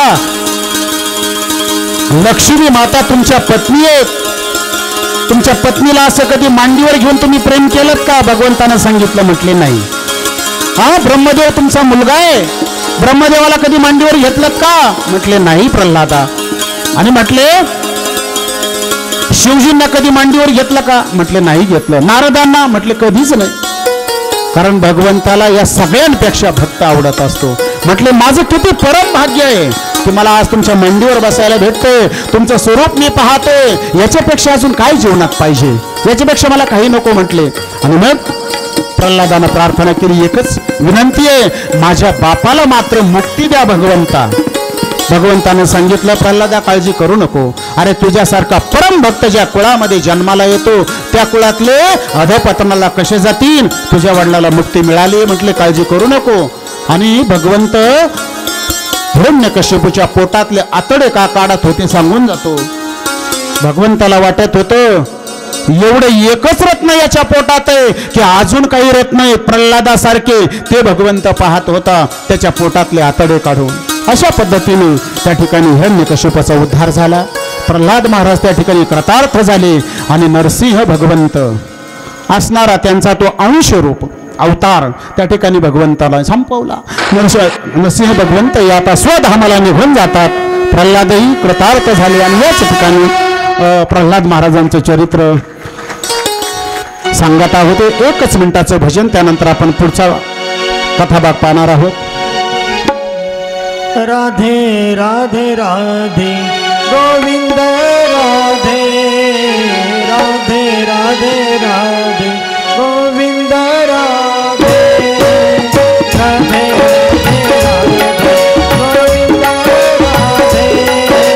राधे राधे राधे गोविंद राधे राधे राधे राधे गोविंद राधे गोविंद राधे गोपाल राधे हो हो गोविंद राधे गोपाल राधे राधे जय हो. टाळी टाळी. गोविंद राधे राधे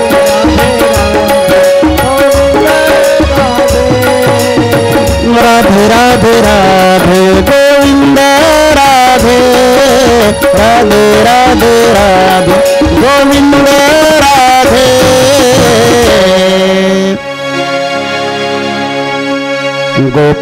गोपाल कृष्ण भगवान की जय. चला जरा धावत्या वेगाने जाऊ, थोडा उशीर होणार आहे मायबाप. आज आपण कृष्ण जन्म करणार आहोत. 4-4, 5-5 घंटे कथा चालतात आमच्या बाहेर. पण आता ते एवढं चरित्र आहे, काय सोडावं काय सांगावं काय सांगू नये. बरं भागवत सोडून मी काही सांगतही नाही. असं चला आता जरा धावत्या वेगाने. यानंतर मनवंतर काल गणना शुकाचार्यांनी परीक्षिती महाराजांना सांगितली. परीक्षिती महाराजांनी विचारलं की मी एका हत्तीबद्दल ऐकलं होतं, त्याबद्दल सांगा. मग त्या ठिकाणी शुकाचार्य असणारा तो गजेंद्र हत्ती, नकरानं त्याचा पाय पकडला, त्यातून भगवंतानं सोडवलं, गजेंद्राचा उद्धार केला, नकराचा सुद्धा उद्धार केला, कारण एका संताचे त्यानं पाय पकडले होते. त्यानंतर असणारा तो जो इंद्र आहे त्याची संपत्ती दुर्वासांच्या शापाने समुद्रामध्ये त्या ठिकाणी ती सगळी संपदा त्याची बुडली जाते. आणि मग आता ती वर काढण्यासाठी देवदेवता यांनी समुद्र मंथन केलं आणि त्या समुद्र मंथनातून अनेक रत्न बाहेर आले. ते भगवंताने अनेकांना देऊन टाकले. आणि समुद्र मंथन झाल्यानंतर वामन अवतार येतो. वामन अवतार, बोलिये वामन भगवान की जय. मला माफ करा कारण आता वेळ कमी आहे ना, मी सगळे चरित्र तुम्हाला नाही सांगू शकत. वामन चरित्र येतं. वामन भगवंतानं जे बटू रूप धारण करून दैत्यांचे असणारे राजे बली महाराज यांना पाताळाचं राज्य दिलं. पाताळात घातलं असं म्हणत नका जाऊ. पाताळाचं जे राज्य आहे ना ते बळीला दिलंय, काय अन्याय नाही केला त्याच्यावरती. आणि म्हणून वामन अवतार त्या ठिकाणी धारण करून बळीला पाताळाचं राज्य दिलं. त्यानंतर मत्स्य अवतार भगवंतानं धारण केला. बोलिये मत्स्य भगवान की जय. आणि त्यानंतर नवम स्कंदाला सुरुवात होते. या नवम स्कंदामध्ये सूर्यवंशाचं वर्णन येतं, म्हणजे प्रभू रामचंद्रांचं चरित्र. पण ते अल्प आहे बरं, ते काही विस्तृत प्रमाणात सांगितलेलं नाही, म्हणून 1-2 श्लोकामध्येच ते चरित्र आहे. म्हणून फक्त प्रभू रामचंद्राचं 2च मिनिटं भजन. श्रीराम जय राम जय जय राम, श्रीराम जय राम जय जय राम.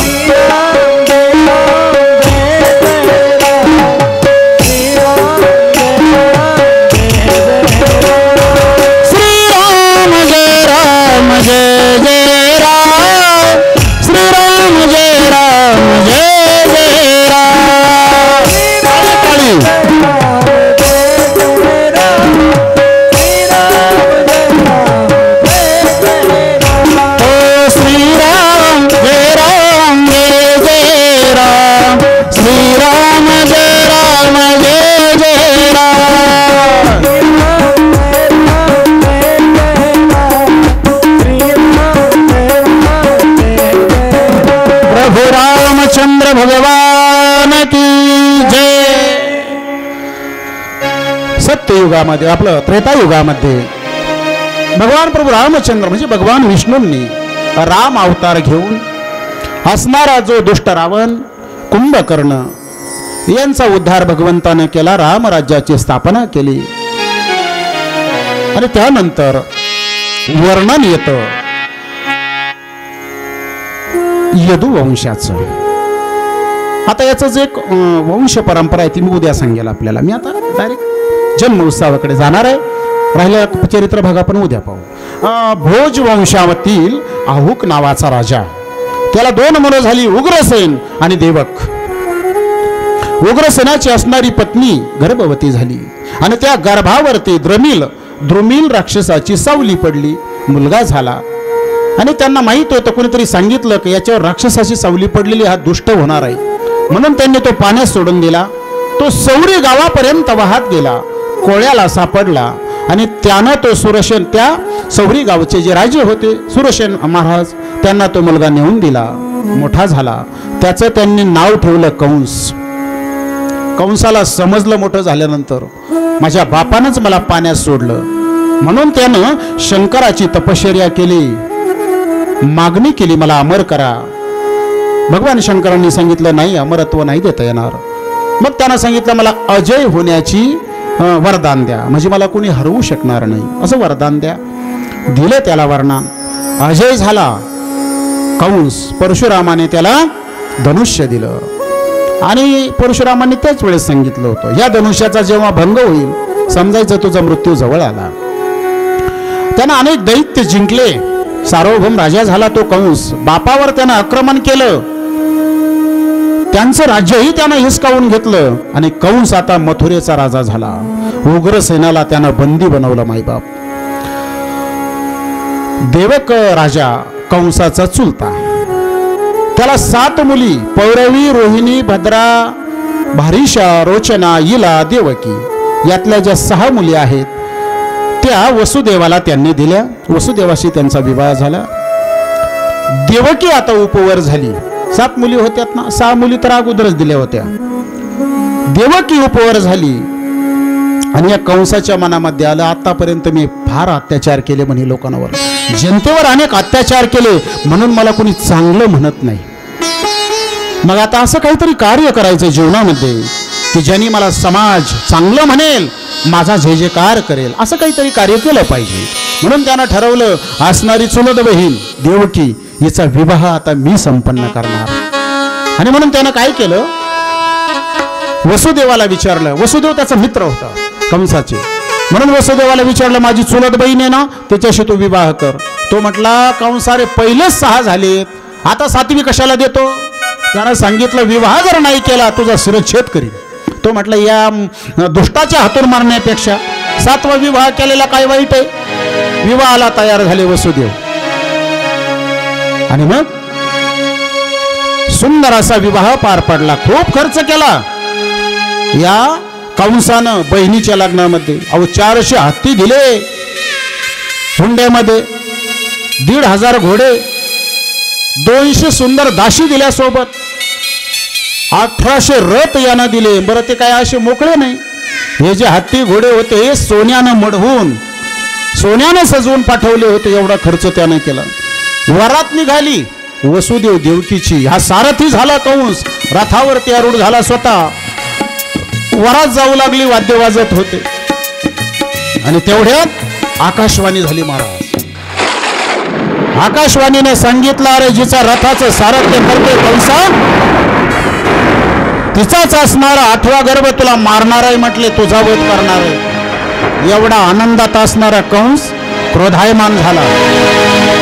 आपल्या बहिणीचे केस पकडले, त्यानं खाली ओढलं देवकीला.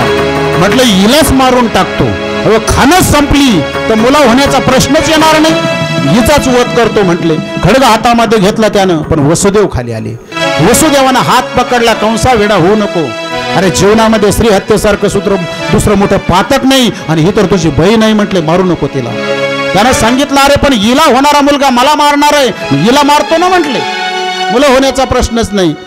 पण वसुदेवानं सांगितलं, म्हटले ऐक, तुला जर भीती वाटत असेल ना, एक काम कर, आम्हा दोघांना बंदीशाळेमध्ये ठेव, कारागृहामध्ये ठेव, आम्हाला होणारी मुलं आम्ही तुला आणून देतो, काय करायचं ते कर त्यांचं.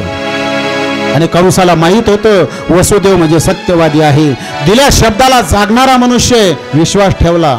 बंदीशाळेत त्यांना ठेवलं. 6 मुलं झाली देवकीला. यानं दगडावर आपटून मारली महाराज. बाहेर शिळा असायची, तिथं तो दगडावर आपटून मारली. 7वा जो गर्भ आहे योगमायेनं वसुदेवाचीच असणारी पत्नी रोहिणी, ती नंदबाबाच्या म्हणजे गोकुळामध्ये आश्रयाला राहत होती. मग असणारा तो जो 7वा गर्भ आहे तो योगमायेच्या आधारे रोहिणीच्या गर्भामध्ये प्रविष्ट केला. आणि इकडे आता मात्र कंसाला वाटलं गर्भपात वगैरे झाला असेल, 7वा गर्भ गेला म्हटलं. आता देवकीला परत त्या ठिकाणी गर्भवती झाली. आता मात्र तेज त्या ठिकाणी देवकीचं सुंदर असं भगवंत उदरात आहे महाराज. काय तेज असेल देवकीचं. आणि इकडे यशोदा मैयालाही गर्भधारणा झाली, तिलाही दिवस गेले. आणि म्हणून आता देवदेवता गर्भस्तुती करू लागली. सर्वांना आनंद झाला. त्यांना माहित होता भगवंत आता, कारण या कंसानं अनेक दैत्य एकत्र केले होते, अनाचार माजवला होता, साधू सज्जनांना त्रास देत होता आणि देवदेवतांनाही त्रास देत होता. मग आता देवदेवतांना आनंद झाला की भगवंताचा अवतार होणार आहे आणि या कंसाचा आता विनाश होणार आणि आमचा स्वर्ग आम्हाला परत मिळणार, म्हणून सर्वांना आनंद झालेला होता. सगळे त्या ठिकाणी जय जयकार भगवंताचा करत होते. आणि श्रावण महिना आहे, वद्य पक्ष आहे महाराज, अष्टमी तिथी आहे, रोहिणी नक्षत्र आहे, बुधवारचा दिवस आहे, रात्रीचे 12 वाजलेले आहेत. सुंदर अशी हवा, मंद मंद हवा वाहू लागली. असणारे जे मयूर होते ते नृत्य करू लागले, भुंगे गुंजारव करतायत. आणि अशा या पावन मुहूर्तावरती मथुरेमध्ये कारागृहामध्ये वसुदेव आणि देवकीच्या समोर 8 वर्षाचे भगवंत प्रगट झाले महाराज. गोपाल कृष्ण भगवान की.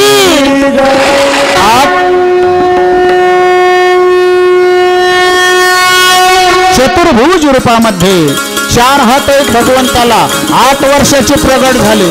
भगवंत अयोनी संभव प्रगट होत असतात. भगवंताचा मातेच्या गर्भातून जन्म होत नाही, भगवंत प्रगट होत असतात. 8 वर्षाचे प्रगट झाले. वसुदेव देवकीनं पाहिलं, म्हटले भगवंता तुम्ही आमच्या पोटी जन्माला यावं ही आमची अपेक्षा होती, पण एवढी अपेक्षा नव्हती की तुम्ही 8 वर्षाचे प्रगट व्हाल. आणि म्हणून भगवंताला विचारलं तुम्ही 8 वर्षाचे का प्रगट झाले. अहो आम्हाला तुमचं बालरूप पाहायचंय, मग तुम्ही छोटे व्हा. भगवंतानं सांगितलं मोठं होण्याचं कारण आहे, मला तुम्हाला काही सांगायचंय.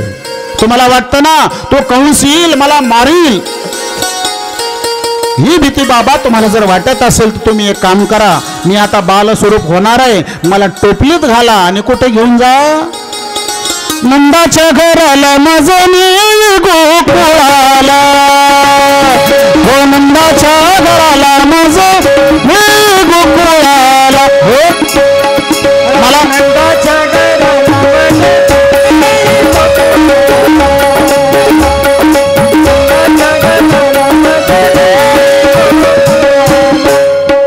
मला गोकुळाला घेऊन जा म्हटलं भीती वाटत असेल तर.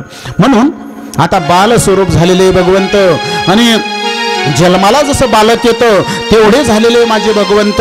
आणि मग वसुदेवाने काय केलं, सुंदर असं टोपली घेतली, त्या टोपली म्हणजे माझ्या बालकृष्णाला ठेवलेलं आहे आणि मथुरेवरनं गोकुळाला जाण्यासाठी वसुदेव निघालेले आहेत. देवदेवता त्या ठिकाणी भगवंताच्या आगमनाचं स्वागत करतायत महाराज. स्वागतम कृष्णा सुस्वागतम कृष्णा,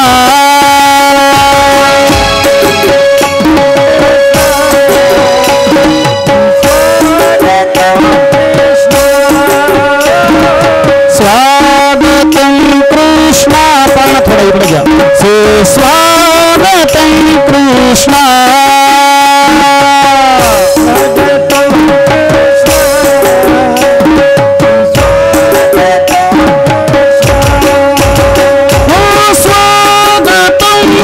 स्वागतम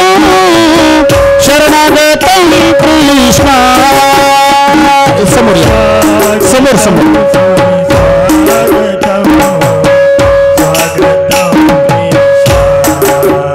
हा स्वागतम सुस्वागतम शरणागतम कृष्ण. वा वा.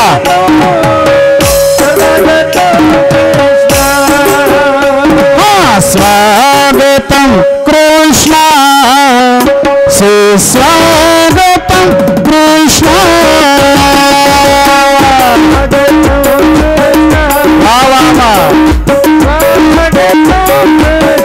नंद यशोदा स्वागतम कृष्ण सुस्वागतम कृष्ण.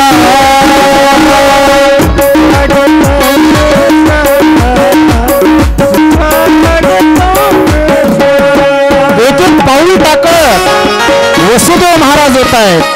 मंद मंद पाऊस पडत होता. शेष नारायणानं वरतून त्यांना धरू लागला. शेष नारायणानं वरून छत्र धरलेला आहे की माझ्या भगवंताला पाऊस लागू नये. यमुना मैया वरती आलेली आहे. पूर आला यमुना मैयाला. का? कारण ही जी यमुना मैया आहे ना मायबाप, ही भगवंताची पत्नी आहे. आणि यमुना मैयाला वाटलं मिस्टर जात आहेत, मग दर्शन घेतलं पाहिजे. दर्शन घेण्यासाठी यमुना मैया वरती येऊ लागली. भगवंतानं एक पाऊल बाहेर काढला, अंगठ्याचा स्पर्श झाला आणि यमुना मैयानं रस्ता दिला. आणि लगेच त्या ठिकाणी वसुदेव गोकुळात आले. आल्यानंतर खाली घेऊ लागा ना त्यांना, खाली घेऊ लागा. त्या बाळाला खाली घेतलं, टोपली खाली घेतली वसुदेवांनी. आणि यशोदा मैयाच्या समोर पाळणा ठेवलेला होता. त्या पाळण्यामध्ये माया जन्माला आलेली होती. ती माया त्या ठिकाणी उचलली आणि भगवंताला पाळण्यामध्ये ठेवलं वसुदेवांनी. वसुदेवांनी भगवंताला पाळण्यात ठेवलं, यशोदा मैयाच्या समोर ठेवलं. यशोदा मैयाला झोप लागलेली होती त्यावेळेस. आणि त्या बाळाला पाळण्यामध्ये आता वसुदेव ठेवतायत.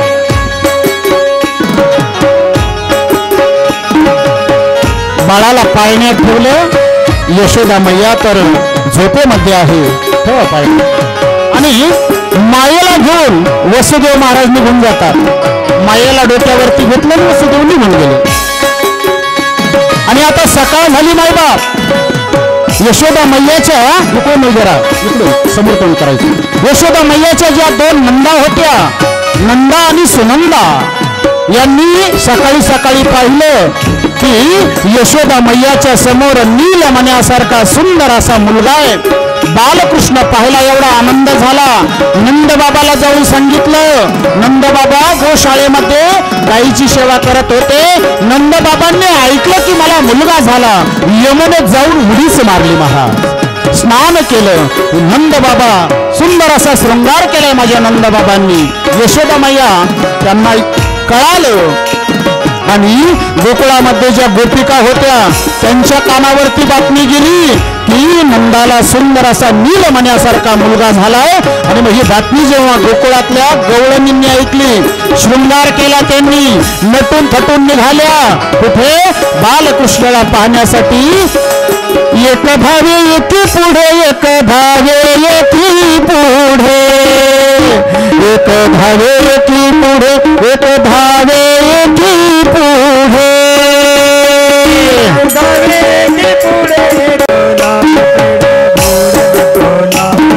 आनंद घरानंद भयो जे कन्हैया लाल की.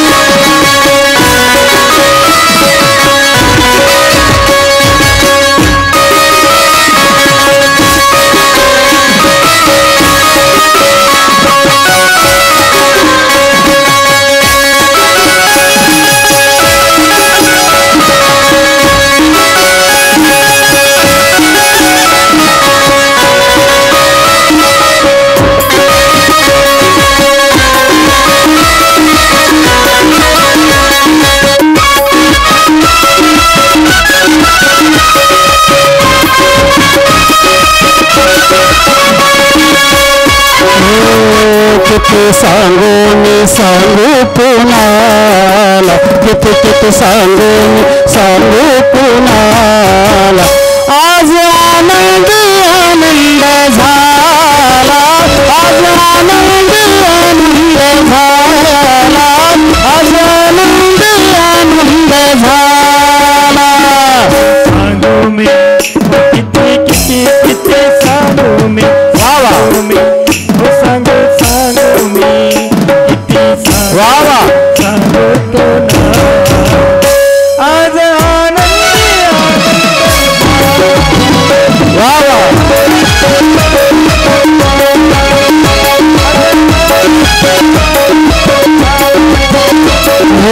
अष्टमीच्या राते ग यमुनेच्या काठी गोकुळ अवतरले. गोड हसू गालात नाचू गाऊ तालात पैंजन थरथरले. कान्हा दिसतो उठून गोपी आल्यानतून, कान्हा दिसतो उठून गोपी आल्यानतून. नवतीचा नवतीचा सुंदर के आज आनंद झाला, आज आनंद झाला, आज आनंद झाला.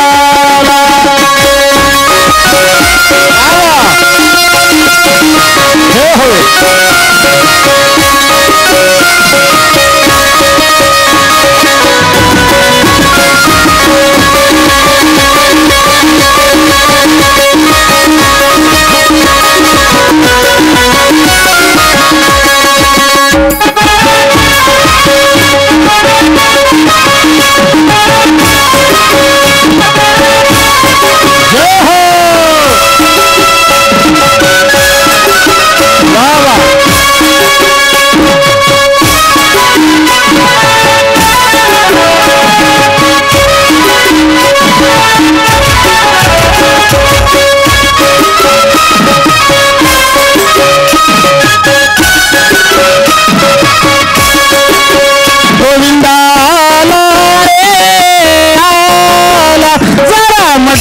संभाल ब्रिज बहाला.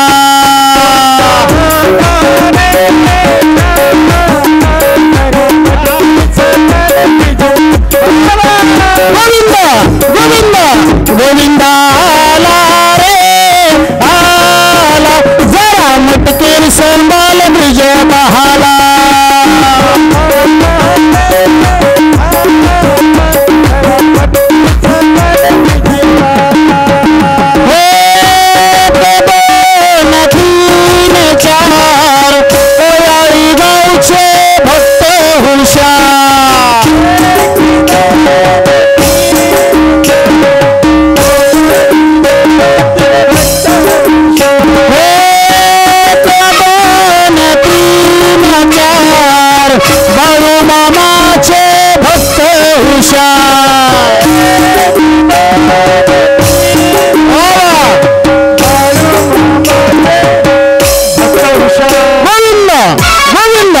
गोविंदा आला रे आला, जरा मटकी संभाल ब्रिज बहाला.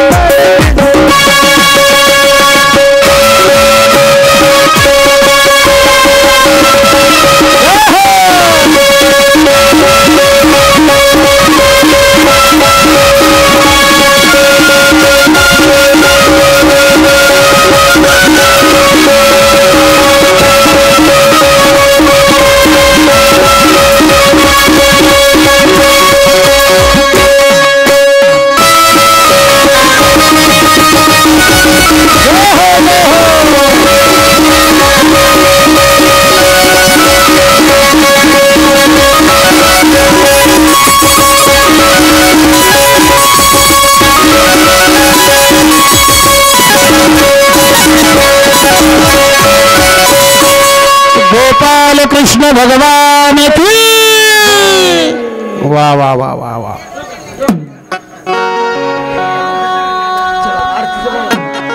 राधे राधे हो राधे राधे राधे राधे हो राधे राधे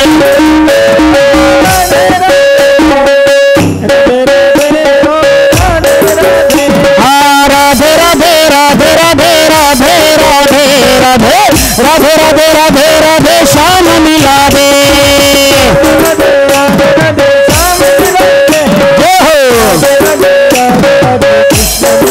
राधे राधे राधे राधे राधे राधे राधे राधे राधे राधे राधे श्याम मिला दे राधे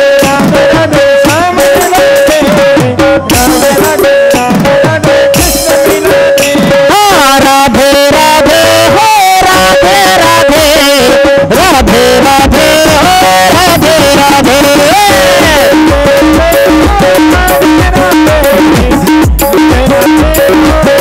हरे राधे राधे राधे राधे राधे राधे हो राधे राधे